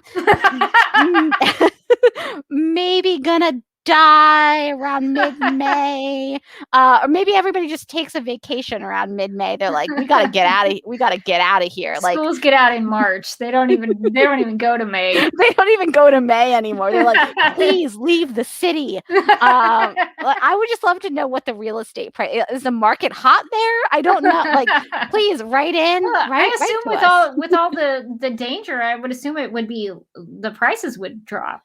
Like, you would think so. You would think want people to buy houses, so it might be easy to live there. You would think that but Silas was living with 3 roommates. He was A struggling. grown man living with 3 roommates. And, I mean, that's dark. So I mean, the hospital blows up occasionally. It feels like kind of a dangerous place to live. So I'd love to know what that real estate market looks like. At Jenny_McFarland said, Lena's character development was impeccable. John and Megan having a sweet moment while Alex watched. Alex and Brainy fighting side by side was beautiful. Kara working with another 5th dimensional imp was iconic. And they actually put in Kelly and Alex scenes. Exciting. Yes. At SL Fricky said, my adoptive mother raised me as her own with kindness and compassion. And my sister, she taught me what it means to be human. And those are the only people who I had supporting me on Earth when I first came here. Nobody else. What's that? Jerry Miles? Never heard of him. Jerry Myers, Jeremiah. I feel like his name was Jer or something. Maybe it was just Jer. My good friend Jer. Poor Jeremiah. He was the one who created the glasses for her so that she wouldn't have problems with her vision. Brutal. Yeah, I'd say Jeremiah never forget, but they've already forgotten. They've already forgotten. At Walt 658 said, conflicted on Nixley. My heart says she's telling the truth. My head and my years as a TV watcher says everything she said was a lie and she is manipulating Kara in order to escape. That would be very tropey, so I hope she's telling the truth. At Kenny Crayley said, a much better episode of Supergirl. Great action, suspense, heart, and emotion. Supergirl is not going to give up and will find her way back home. Poor Alex. She misses her sister, and I feel for her. Enough of Lex Luthor already. He's so evil. Now the final season is finally starting to pick up. I did wonder with Alex, because when she's watching the Legacy download, she's watching it on her couch at home. And I wondered if I was reading into it about the couch. Because if she was missing Kara, wouldn't she go to Kara's apartment and sit on that couch and watch the Legacy down? Like, that's what I would do if I was her sister and like I was missing her. And I probably have a key to her apartment because usually like it's her family, we probably have a key. I don't know. If I was writing that scene, I'd probably have her go there, but then how would Kelly show up? And does Kelly have a key to Kara's? Kelly just has a key to everybody's apartment. like Lena goes home at night and she's like, she walks in the door, she's about to go like make dinner, and Kelly's like, hello? do you need to talk? Like what if Kelly is just like a home therapist system for all the characters, and like sometimes they come in after a long day, they're exhausted, they turn on the light, Kelly's just sitting in a corner and she's like, tell me about how that made you feel. and this would explain why Lena is suddenly so well balanced, because Kelly has just been popping up like a ghost in her house to give her therapy. Didn't Brainy pop into Lena's office? He was like hologram multitasking or something. She can do that at everybody's apartment. Just show up. Brainy has given her the technology to be able to therapy sessions at any time. Yeah, so if it was me, I would have put Alex on the Danvers couch at Kara's apartment. I thought that would be more fitting, but I guess it makes sense if you're going to have a scene with Alex and Kelly, because Kelly is not multitasking through holograms just yet. All right, so we have an email from Erica who writes, quote, so happy this episode was better than last week. Loved the Kelly and Alex scenes. We finally got some emotional stuff from them. Brainy and Lena were amazing. They were great at portraying their emotions of hatred and murder. With that, I do have some questions. So here are Erica's questions. Okay. Is Silas dead? I don't know. I don't either. I hope not, for his sake, for the sake of his 3 roommates. If they don't bring Silas back 100% okay, I'm going to be very upset with the Super Friends. That is because really it's bad. so totally not cool. It's not cool at all. So I'm going to say, I don't know. I think we are both at an I don't know. We hope not. The next question is Nixley related to Mixie? Do you get that sense, Morgan? No, that's not the sense I got. I just got the sense that she knew him. Yes, that's how I took it as well. She did mention a brother, though. So Oh, I don't know. twist. Yeah, but didn't she say her father killed her brother? Yeah, but Or did he? Dun dun dun. Could be making that up. We don't know. So I think my answer to that is maybe. Yeah. My initial thought was no, but she did mention having a brother, so who knows? Okay, so the next question is Lena going to couch surf now or stay at the tower? I mean, Lena quit her job. She didn't quit like living in a place, did she? Was she living in the office? She had an apartment. Yeah, but it was like in the building, right? It wasn't like in the office, was it? Was it? No, I don't think it was in her office. I think she had an apartment somewhere else. Yeah, like I don't know. Like she quit the job. I don't know that she necessarily has to like move out immediately. Although in this show, it's possible that like Lex owns her building and will evict her, and in which case she can do what all great characters in Supergirl do and move on under a desk. Yeah, just sleep under the desk. I'm sure they have a desk at the tower. You can just bunk under. Catco's mad chill. Just she knows Andrea. She can just go and live under a desk there. Can you imagine her going to visit Andrea and be like, "Hey, I just wanted to ask you, is anybody using the desk at night? It's like, would it be okay if I just kind of pulled my pillow underneath there? Hey, that desk over in the corner, that looks like a great situation. Like, what's the rent on that baby?" And Joy's like, it's a desk. There's no rent. Okay, cool. Lena's Andrea comes in the next morning. Lena's like, listen, I dated the former head of Catco, and I know for a fact that these desks are tricked out. Okay, so don't try to think you can get one over on me. Andrea shows up the next morning. Lena's just in her PJs, just drinking a cup of coffee. Okay, so the last question is, and finally, how are they paying for everyday expenses if no one is technically employed except Nia? So a lot of people had questions about employment and jobs, all good questions. And Erica also says, hopefully the rest of the season stays cohesive and they give Kara some well-deserved storyline. I agree with that. Let's hope for the best.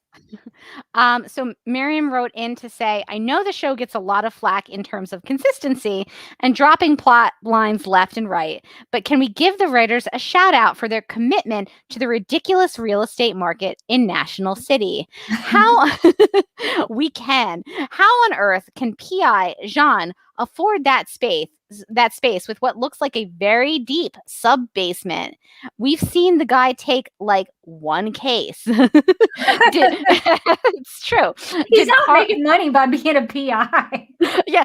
Meanwhile, poor Silas, I hate to keep harping on this, is a grown man living with 3 roommates, and Jean has taken one case, and he has like the biggest office of all time.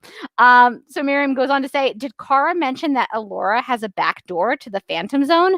Couldn't the Super Friends just contact her for help? And come to think of it, has anyone told Eliza that Kara's been zapped into space prison yet? Okay, this is a huge issue. They know Alora exists, don't they? They do. Don't they know? Like, Alex has to know that she was an adjudicator that sent people to the Phantom Zone. Why wouldn't they? And they have portals. It's not like they can't go somewhere. Why haven't they contacted Alora? And also, in this very episode, as you'll remember, it turns out that Alora designed the Phantom Zone. Built it with her own 2 hands. She went out back with a couple of 2x4s, and she made that thing. She made her strong. So like it. I don't know. Like, I feel like Kara and Alex are the kind of sisters who, talk about her life. And she's like, oh, hey, what was really wild is when my mom made this prison for Dementors. And you would think that maybe like that would like Alex would go, hey, I bet who might know something about the Dementor prison would be Kara's mom, the person who either made it or at least sent a lot of people there. But Alora doesn't exist anymore because they forgot about her. Definitely, they contacted Malefic to ask him about the Phantom Zone. Why didn't they contact the Kryptonian still existing to talk about the Kryptonian prison, because they know it's the Phantom Zone. Literally, like anybody from Krypton, you think, like anybody on Argo would be maybe useful in this scenario. I mean, I know they can't contact Superman because established it's a different world. He's busy. He's got kids now. He didn't have time to deal with the Phantom. It takes a village, etc., etc. He can't right now. He can't come to the phone right now. But like, you could at least give a call to Argo. Like, what's her best friend doing? What's going on with the gazebo? It can't be that pressing.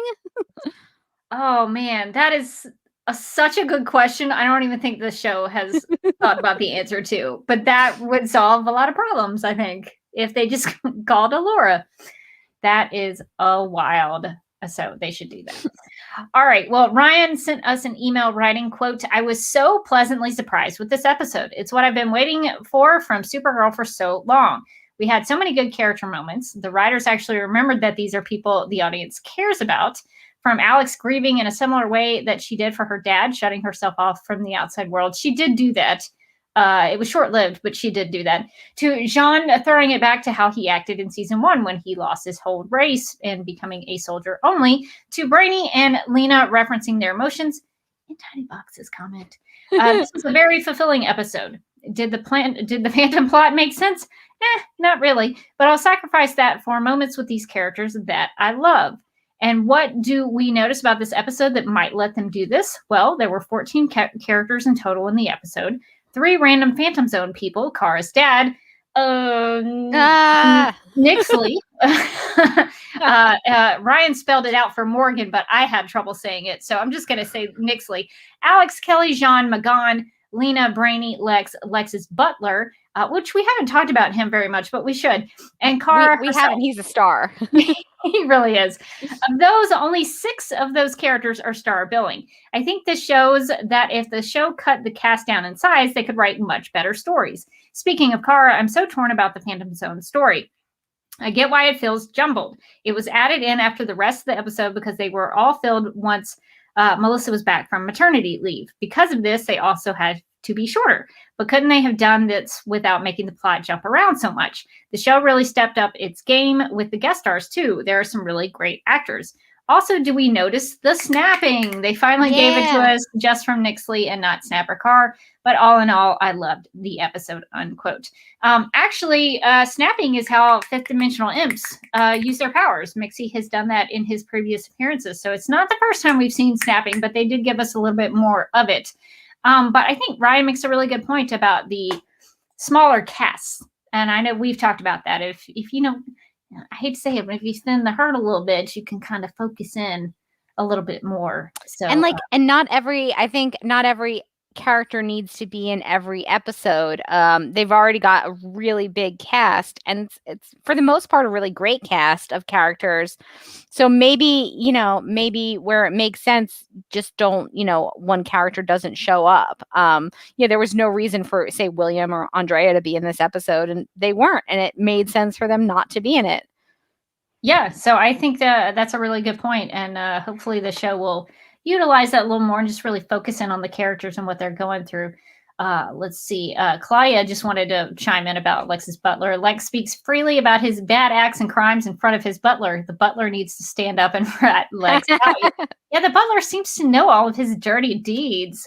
The butler doesn't seem to be that concerned about it, though. So I don't know that he's ratting Lex out. He's like, the butler is maybe like his version of Hope, who's like, do it. Kill Supergirl. Yeah, I think the butler is kind of on Team Lex at the moment. So V wrote in to say, all in all, a great episode for the Brainy and Lena of it all. Incredible acting, and I'm really enjoying seeing this less robotic side of Brainiac 5. Kind of reminds me of Anya in Buffy when she became human and started to care about stuff and didn't understand how to handle loss, death, and emotion. It was a great storyline for her character then, and this similar one with Brainy is also important. Can we just take a moment to appreciate Lena's suit and her braids this episode? On point, as always, Queen Lena. Is there any thing that you want to talk about with Lena's wardrobe? Lena's wardrobe was as usual, on point this episode, I think. And they point out the braid. I thought it was very cute. Yes, it was a different take. I've been trying to track Lena's hair, because usually when it was like up in a ponytail or something, that's when she was being evil. That's when she was. That's true. And then when she had it kind of loosely flowing and down, it was usually like when she was just hanging out at game night, and she was just kind of, being everybody's just friend. more casual, Lena. And I think that this sort of a braided, sort of half down, half braided style was more her like, I don't know, what am I gonna do? The darkness calls to me, and yet I've had some therapy now. So I like it. Listen, this is Lena trying out some new things. She had a bad year last year. So did we all. So she's trying to put it behind her now. She's like, I'm gonna try. What if I just braid it in my hair? What if I just try to braid? Yeah. So she's trying a different look. I think it worked out for her for the most part. And just for that, I'm going to give people a little boardroom, ballroom, and we'll come back. And this has been Lena Luthor, Boardroom or Ballroom. All right. Well, Daryl wrote in to say, quote, I don't like seeing Alex like this. The sooner Kara comes back, the better. This show is doing a disservice by having Alex freeze up during a fight. This is not our Alex. In fact, this show has done so much for all of these characters to be so unemotional and together that when they fall apart, I don't recognize them at all. I'm not even sure Lex did anything truly bad enough to Brainy to get that reaction from him. They so rarely mention him not having the inhibitors anymore that his outburst just freaked me out, unquote. And that's actually a pretty good point. I mean, these characters have been through so many terrible things. And now they're just freaking out about these couple of phantoms that have come through. I mean, they've seen some stuff. I feel like they can maybe, keep it together a little bit. So that's a good point, Daryl. Yeah. So we have an email from Leslie, one of our Supergirl Radio legal consultants, who sent who sent us an email. I just said it was an email. So Leslie says, the Supergirl writers have once again given us a false impression about who issues court orders and whether district attorneys can be fired. So before I get into her email, during that scene, I turned around and I said, oh, we're going to have to get the legal consultants again. Like this all seems wrong. So Leslie goes on to say, in Phantom Menaces, Lex told Lena that District Attorney Matthews would be issuing a court order to Lena to undo her cyber attack. District attorneys are criminal prosecutors, and they do not issue court orders. In this episode, Lex and Lena were battling over the control of Luthor Corp to obtain a court order requiring Lena to undo her cyber attack of a company she partly owns. Lex's attorney would have to file an application with the civil court on notice to Lena. Lena and Lex's respective attorneys would argue the merits of their client's case. If Lex's arguments persuaded the court, then the court would issue an order prohibiting Lena from continuing with her cyber attack. National City is located in California. District attorneys in California are elected, and they cannot be fired. District attorneys can resign. They also can be recalled or removed, but not fired. Lastly, Lena making a deal with the DA not to prosecute her seems realistic. Potential criminal defendants will often meet with the prosecutor to see if criminal charges can be avoided and obtain a declination of prosecution letter. I'm trusting the legal consultant for that word. Yeah, me too.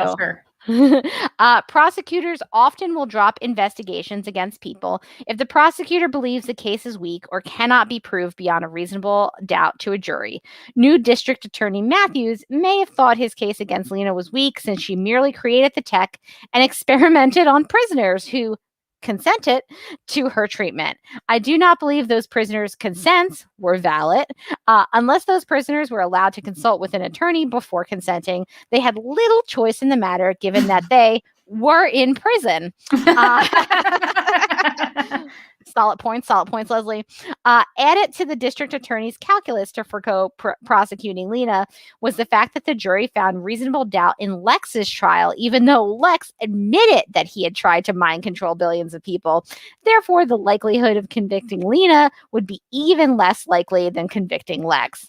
The DA's requirement that Lena resign from Luthor Corp seems unusual. While Lena and Lex and their company Luthor Corp were all involved in creating and using mind control technology, only Lena has to resign, leaving Lex in charge of the family business. DA Matthews made Lena's resignation a part of her deal, probably at Lex's suggestion. Yeah, good points. And it's funny because both of the legal consultants wanted to chime in about this episode. So we also have an email from Susan, our other Supergirl Radio legal consultant, who shared some thoughts about this week's episode, writing, quote, "An ADA cannot issue an injunction. District attorneys do not have that ability or power. The only person who can issue an injunction is a judge. And except in extraordinary circumstances, which definitely do not apply here, a judge can't issue an injunction unless the person or company against whom the injunction has been requested is given notice and an opportunity to be heard in opposition. In fact, a basic requirement of a request to the court for an injunction is that you include details on your efforts to provide notice to the other side that you are asking for an injunction. Also, the ADA's job is to investigate and prosecute crime, not to go off and get injunctions to help one or two people in a dispute over something happening at a private company. So the idea that Lex's new ADA friend issued an injunction to help him is shockingly completely absurd," unquote. So thank you to the legal consultants for chiming in, and because I think they anticipated that we would have questions about some of that. As always, I saw that scene and I thought, that feels like that's wrong. And it was. So before we wrap up our feedback, we're going to need to make some snap judgments. All right, let's get to it. In the game of snap judgments, each person is presented with 2 options, but must only choose one. First instincts are recommended and explanations are unnecessary. Okay, so we have, looks like quite a few snap judgments. So let's get to them. So our first snap judgment comes from Mary, who says, in order for the Super Friends to have a steady, sizable income, will they open their own alien bar? Magan can teach them all how to bartend. Or open the Lena Luthor fashion show where she sells her best outfits. I love the idea of Lena selling her outfits on Poshmark. Barely worn. I wanted to be the Lena Luthor fashion show. I would be into that. I love the idea that like when they need to make a new upgrade to the tower, Lena's like, but I love these shoes. They're like, Lena, take one for the team. So I'm going with Lena selling her stuff. That's so funny. Our next set of snap judgments come from Ryan. So first one, would you rather watch a courtroom plot about Lena being charged for non-no cherry or Eve being charged for the murder of Jeremiah Danvers?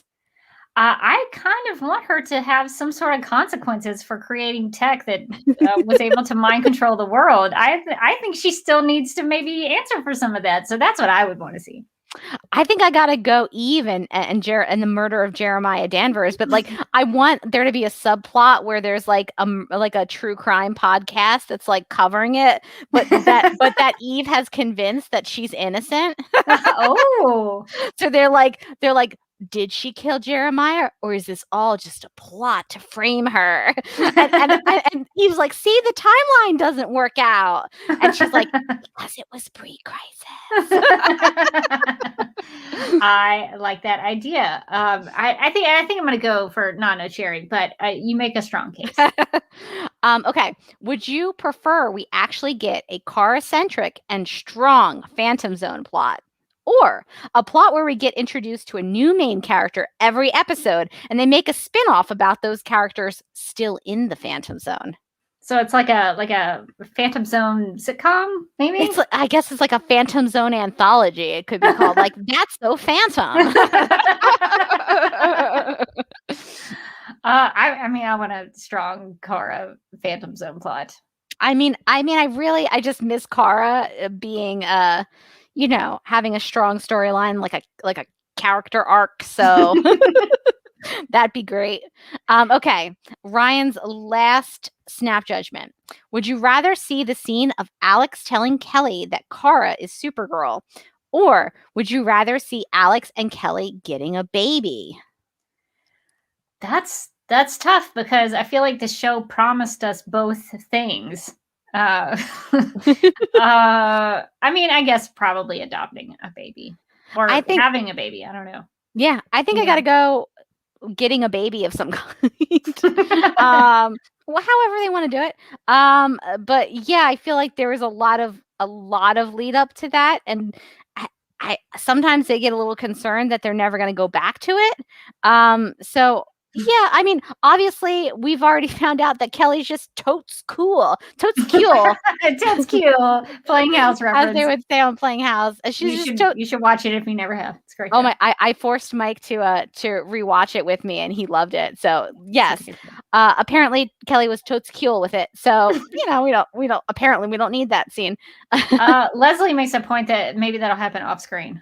As things go, we might be how we get it. You know what would be great is that like in an episode in the future, like they go to Alex and Kelly's apartment and there's just a baby in the background, but no one acknowledges the baby or even talks about, like they're having like a serious discussion about like, well, how do we help Kara? And then slowly there's just a baby crawling through. Well, and also I just have so many questions now because they've made Alex a superhero. And if they do make Kelly Guardian, you're really going to have to justify to me being parents of a small child while that's going on. Because it's even hard for Superman and Lois. Like, that's difficult for them. Can they have it all? Can they? I don't know. I mean, they're fighting phantoms all day. I mean...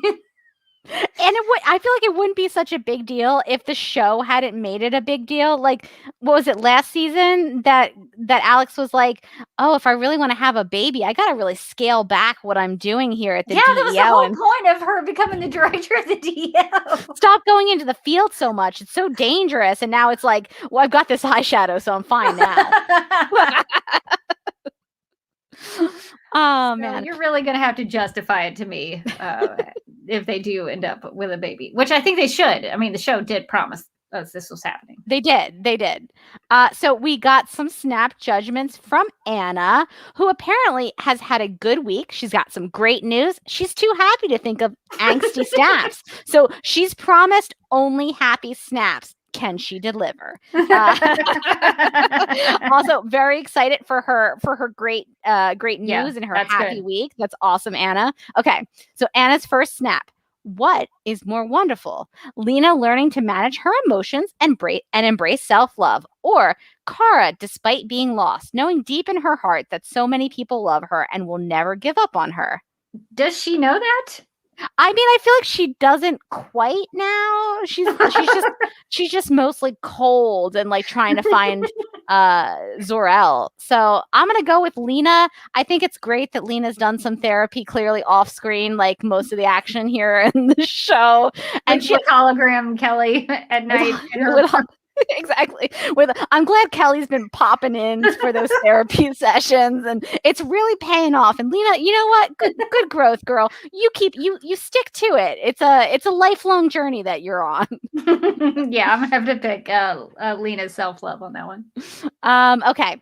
Which is more lovely, that Rebecca is a wonderful podcaster and we all appreciate her, or that Morgan, who is also a wonderful person, is going to win the lottery soon? This is a prediction. Wow.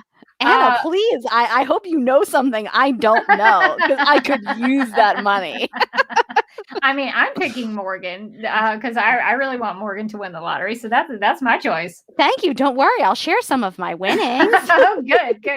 Turns out weddings are expensive. Who knew? So that'll really come in handy. Okay, a silly snap. Would you rather have the Supergirl writers control your love life for a month, meaning whatever they write about, it magically happens? Or would you both rather spend a month with Anna in the Phantom Zone and the three of us could hide and chill from the Phantoms? That's not even a question. I'm going to be chilling in the Phantom Zone with Anna. Nothing good is happening when those writers are controlling your love life. They write terrible love stories. It's not going to go. Mike doesn't deserve that. I can't put him through that. What? I'm going to come home one day and Mike's created a killer robot? No, not for me. Let's hang out in the Phantom Zone. I'll bring some snacks. We'll have a good time. I would rather go to a place that is difficult to get out and is a prison that is supposed to be for the worst of the worst than have the show writers write a story for me. I would rather go to a prison. I think that's very accurate. Listen, we could bring the books that we're reading. You could finally finish that Tolstoy. Listen, that sounds like a vacation to me at this point, doesn't it?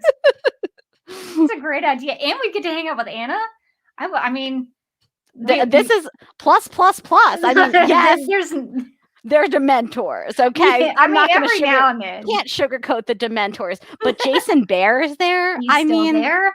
He's still there. Still looking good, Jason Bear. So I feel like the Phantom Zone's selling itself. Yeah. Good questions. Thank you all for sending us your snap judgments. Lots of fun. So we're going to get our outro and then come back and we'll wrap it up.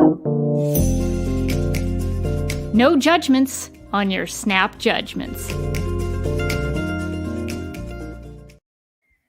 All right, that is going to do it for our episode discussion on Phantom Menaces. And now I think we need to get to some DC TV plugs. If you would like to contact Supergirl Radio, you can post a comment on our website at supergirlradio.com. You can email us at supergirlradio@gmail.com. If you'd like to leave us a voicemail, you can call us at 678-718-7252. You can like us on Facebook and follow us on Twitter and Instagram, all at Supergirl Radio. You can listen to us on Apple Podcasts, Stitcher, iHeartRadio, Google Podcasts, Radio Public, Podchaser, and Spotify, where we also have a Spotify playlist that includes music featured on and inspired by the CW's Supergirl TV series. We are listed on DC's fan page, which you can find at dccomics.com/DC-fans. If you like what we do, we encourage you to give us a rating and write us a review on Apple Podcasts. If you enjoy our Supergirl Radio live streams, make sure to subscribe to the DC TV Podcast YouTube channel and hit that notification bell to get notified when we go live and wired. DC TV Podcast also has a TeePublic store, so if you're in need of new DC TV related t-shirts, tank tops, sweatshirts, onesies, mugs, notebooks, pillows, or stickers, go to supergirlradio.com and click on the TeePublic store link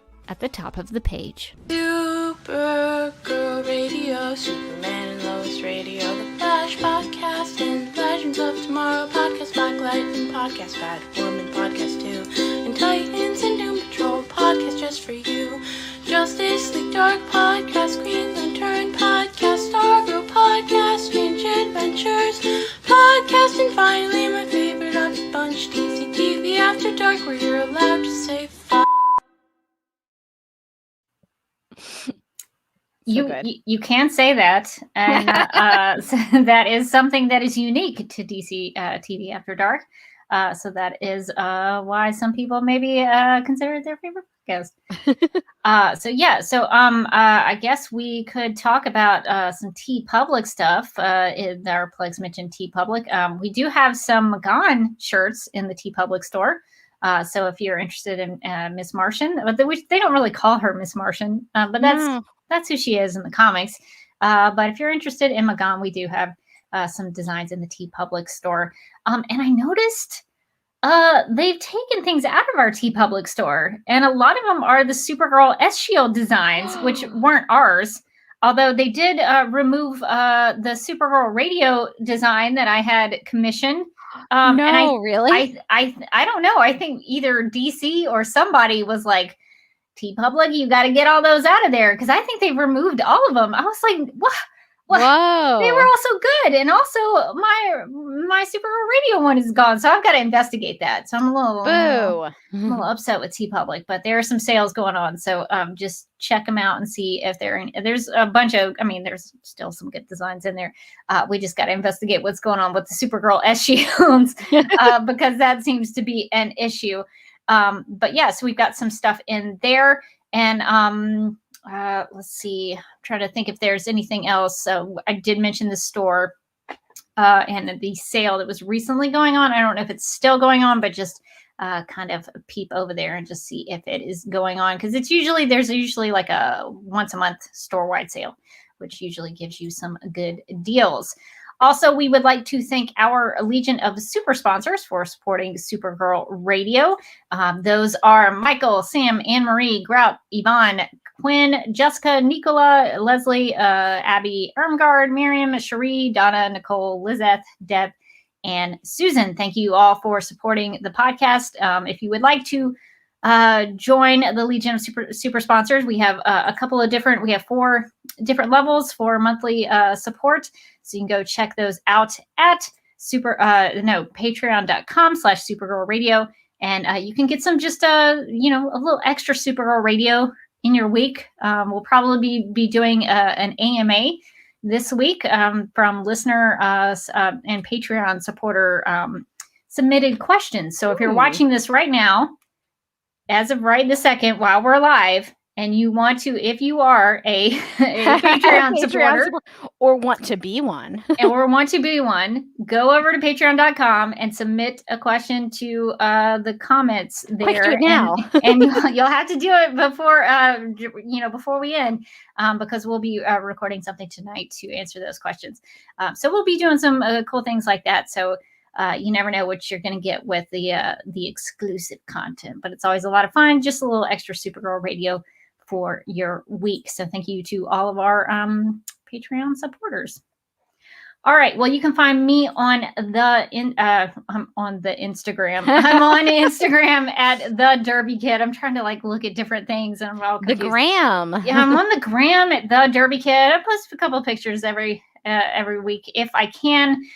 So there is that. I'm also, let's see if I can find, do I not have something in here? Well, I thought we had a graphic for the Fakest. I guess not. I'll have to put one back in here. I cleared it out. Where did it go? But if you go to thefakest.com, Morgan and I are both cast members of a sketch comedy podcast that is in its final season, much like Supergirl. Mm-hmm. Lots of things. It's getting real. It's getting crazy. We're getting to the end. I mean, I've been recording. I don't know about you, Morgan, but I've been recording the finale, the series finale, and it's pretty bonkers. Spoiler alert: if you were upset that Rebecca didn't cuss on DC TV After Dark, you're gonna get your fill on the Fakest twist. Leanne Snyder, my character, is known for not cussing, and she reaches a breaking point. Just lets it all hang out. So it was very uncomfortable for me. It didn't sound right coming out of my mouth, but I gave it my best shot. So I'm trying to really commit to the character. So there's a lot of crazy stuff. There's maybe some time belts shenanigans going on. Witches. I mean, it's a great, fun podcast. So go to thefakest.com and subscribe, and we'll be getting to the end here soon. So yeah, I'm actually recording, I think, my last bit on Saturday. So tomorrow. Yeah, I don't know if that's my last one as well, but if not, I'm getting close. So yeah, I think I'm maybe in that recording session too. So Leanne might be there with some witchy friends. So that should be a lot of fun. I also wanted to bring your attention to a video from JusticeCon. I don't know if you know anything about JusticeCon. Not Morgan. Much. It's mostly the Zack Snyder fandom, which I am sort of a part of. But JusticeCon is going on this weekend, which is basically like a YouTube sort of online virtual convention. There are panels and things like that. I was a part of the video "How to Join a Zoom Meeting as an Animated Character." our friend Dave Jones, who does all of the cool graphics for DC TV podcasts, designs a lot of our logos, if not all of them. He's been able to actually create little animated characters. Like, you know how, like, okay, so right now, if we were on StreamYard, he would have an animated character in place of him. He would have an animated Lego Superman in his place, talking as, like, it would read his facial stuff and be able to, like, sync the audio with it. So you definitely definitely check it out. He invited me and Andy Babact and Mike Schmidt, who does all of our TCTV podcast theme songs. He invited us to hang out with him, and he showed us around, gave us a little tutorial of how he created those. It looks difficult, but I think if you hopped in and kind of played around with some of the things he shows you in the video, you might be able to figure it out. So if you want to see me be real petty about Flash and Supergirl with Andy, that it gets a little it gets a little heated in there. But I have the link to that video in the video description. I'll put that in the podcast, the audio podcast show notes as well, so you can go check that out. But thought it was really cool, and now I want an animated Lego character for all my Zoom meetings for work. So I'm gonna have to figure that out. Seriously, I wanna show up to one of my meetings as like Lego Batman.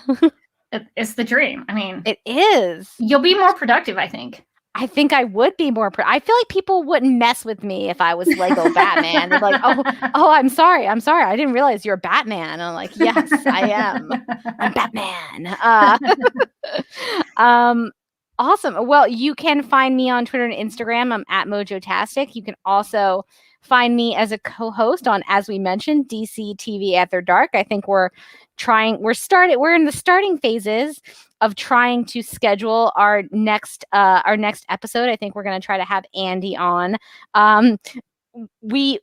I'm actually having Sarah come over tomorrow. She's going to help me rearrange my kitchen. So that's exciting. That's not related to the podcast. I just really needed help.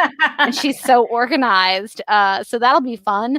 It'll be like the first person we've had in our house since COVID almost, besides like my mom. So has she met the lab cats? She has not. So she has not. She has not been over in a year. And so she's seen the lab cats. We send her pictures all the time, just updates. Bunson's sitting next to me, thought you might want to know. But it's going to be very exciting to formally introduce her. They like formal introductions. They're gentlemen and scholars. So that'll be fun. And then I'm also a co-host on the Legends of Tomorrow podcast. So we have some fun stuff coming up for that podcast before this show comes back. We're going to do a season 5 recap. If like us, you've forgotten everything about the last season, about the show in general, and you just kind of existing, we're going to remind you what happened last season so that like when season 6 starts up again in May, you'll be on top of things. You'll remember everything. And we also have an exciting exclusive interview. For our book club, we read Her Name in the Sky by Kelly Quinlan. And she actually has a new book coming out next week on April. I was going to say September. I don't know what months are anymore. on April 20th, she drives really get in there early. Ooh, you want to get in there so early. Pre-orders. She on April 20th, she has coming out She Drives Me Crazy, her new novel. So we just the other day sat down, we StreamYard with her, and we did an interview. I was like, were you really standing up? Why was sat down? We sat to everything's been in quotes today. This has been my everything's theoretical. We had an interview with her. We talked about Her Name in the Sky, Late to the Party, and her new book, She Drives Me Crazy. We kind of talked about the state of queer books for LGBTQ plus people and what that's looking like, what sort of the media landscape is looking like. It was a really fun interview. She's a really fun person to talk to, and I think that Legends fans or just like anybody who's interested in YA fiction might be interested in that interview. So you should check that out. That's probably going to come out the week of April 26th, sometime during that week. So definitely check that out. That was really fun. We were so excited that we got her to come on our Weird Legends podcast. She was like, first question, but like before we start recording is like, what is this podcast? We're like, we understand why you would be confused. So yeah, we've just been on hiatus. I'm sure she had fun. I'm sure she did. There's no way that she couldn't have. That's cool. That is very cool. Well, before we let y'all go, just want to remind you, we have a photo contest going on right now. You can go to any of our social media accounts and click the link in the bio, or you can just go to supergirlradio.com, and on the right side of the page, there are links to the rules and a download link for you to download our flat Supergirl image. So you can download, print her out, cut her, I hate to say cut her up, cut around her, and then put her on a popsicle stick or a pencil or a pen or something, and then take some pictures with her and submit as many as you like. Tag us at Supergirl Radio on social media. Use the hashtag Supergirl Adventures, and we're just going to be gathering all of those pictures up, and we'll be kind of putting them in I don't want to say collage, but we'll be gathering them, and then in the series finale discussion that we have of the Supergirl, we'll pick a winner, and we will send you probably a TeePublic prize, something cool from the store, and that'll be your prize for that. But I think it'll be a really fun contest. I'm very much looking forward to taking my flat Supergirl. I'm going to go to Hawaii starting next weekend, and I'll be taking my flat Supergirl with me to the great state of Hawaii. So we'll hopefully get some beach Supergirl in there, and we'll see how that goes. I'm also probably going to have to podcast from Hawaii, which will be really interesting. To be fair, I offered. I said, Rebecca, you don't have to. You're on vacation. But you know what? I kind of want to see what the situation presents. So my question podcast is, on the beach. I don't know how. So we're gonna podcast, but are we gonna go live? Like, are you gonna be live from paradise? No, I think we should be live. I think I should be out there with like a little umbrella drink with a I love it. I love it. I'm gonna be so salty the whole time. That whole podcast, I'm just gonna be so mean to you because you're gonna be living the life. So we'll be I believe we're gonna be back on Thursday nights next week. And then I think that next week I'll be live and wired from Hawaii. So we'll see how that goes, because there's a time difference. So I may be podcasting pretty early in the morning. So that should be fine. We can all watch the sunrise with Rebecca. Yeah, so we'll see how that goes. I'll have to see what the setup is like and see what I can do. Maybe I'll be by the pool. I don't know. We'll figure it out. So that would be really fun. So come back in 2 weeks and see what it's like from Hawaii. Supergirl Radio from Hawaii. All right. Well, I think that's going to do it for this episode of Supergirl Radio. But until next time, I'm still Rebecca Johnson. And I'm still Morgan Glennon. And remember, when everything seems dark, that's when we show up for those who need us the most.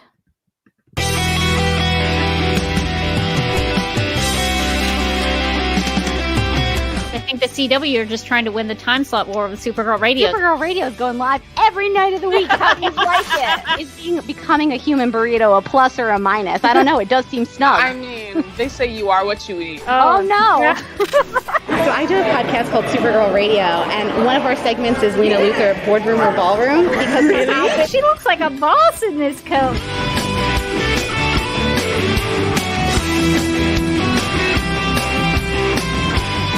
Is Nasty Luthor like a different Luthor?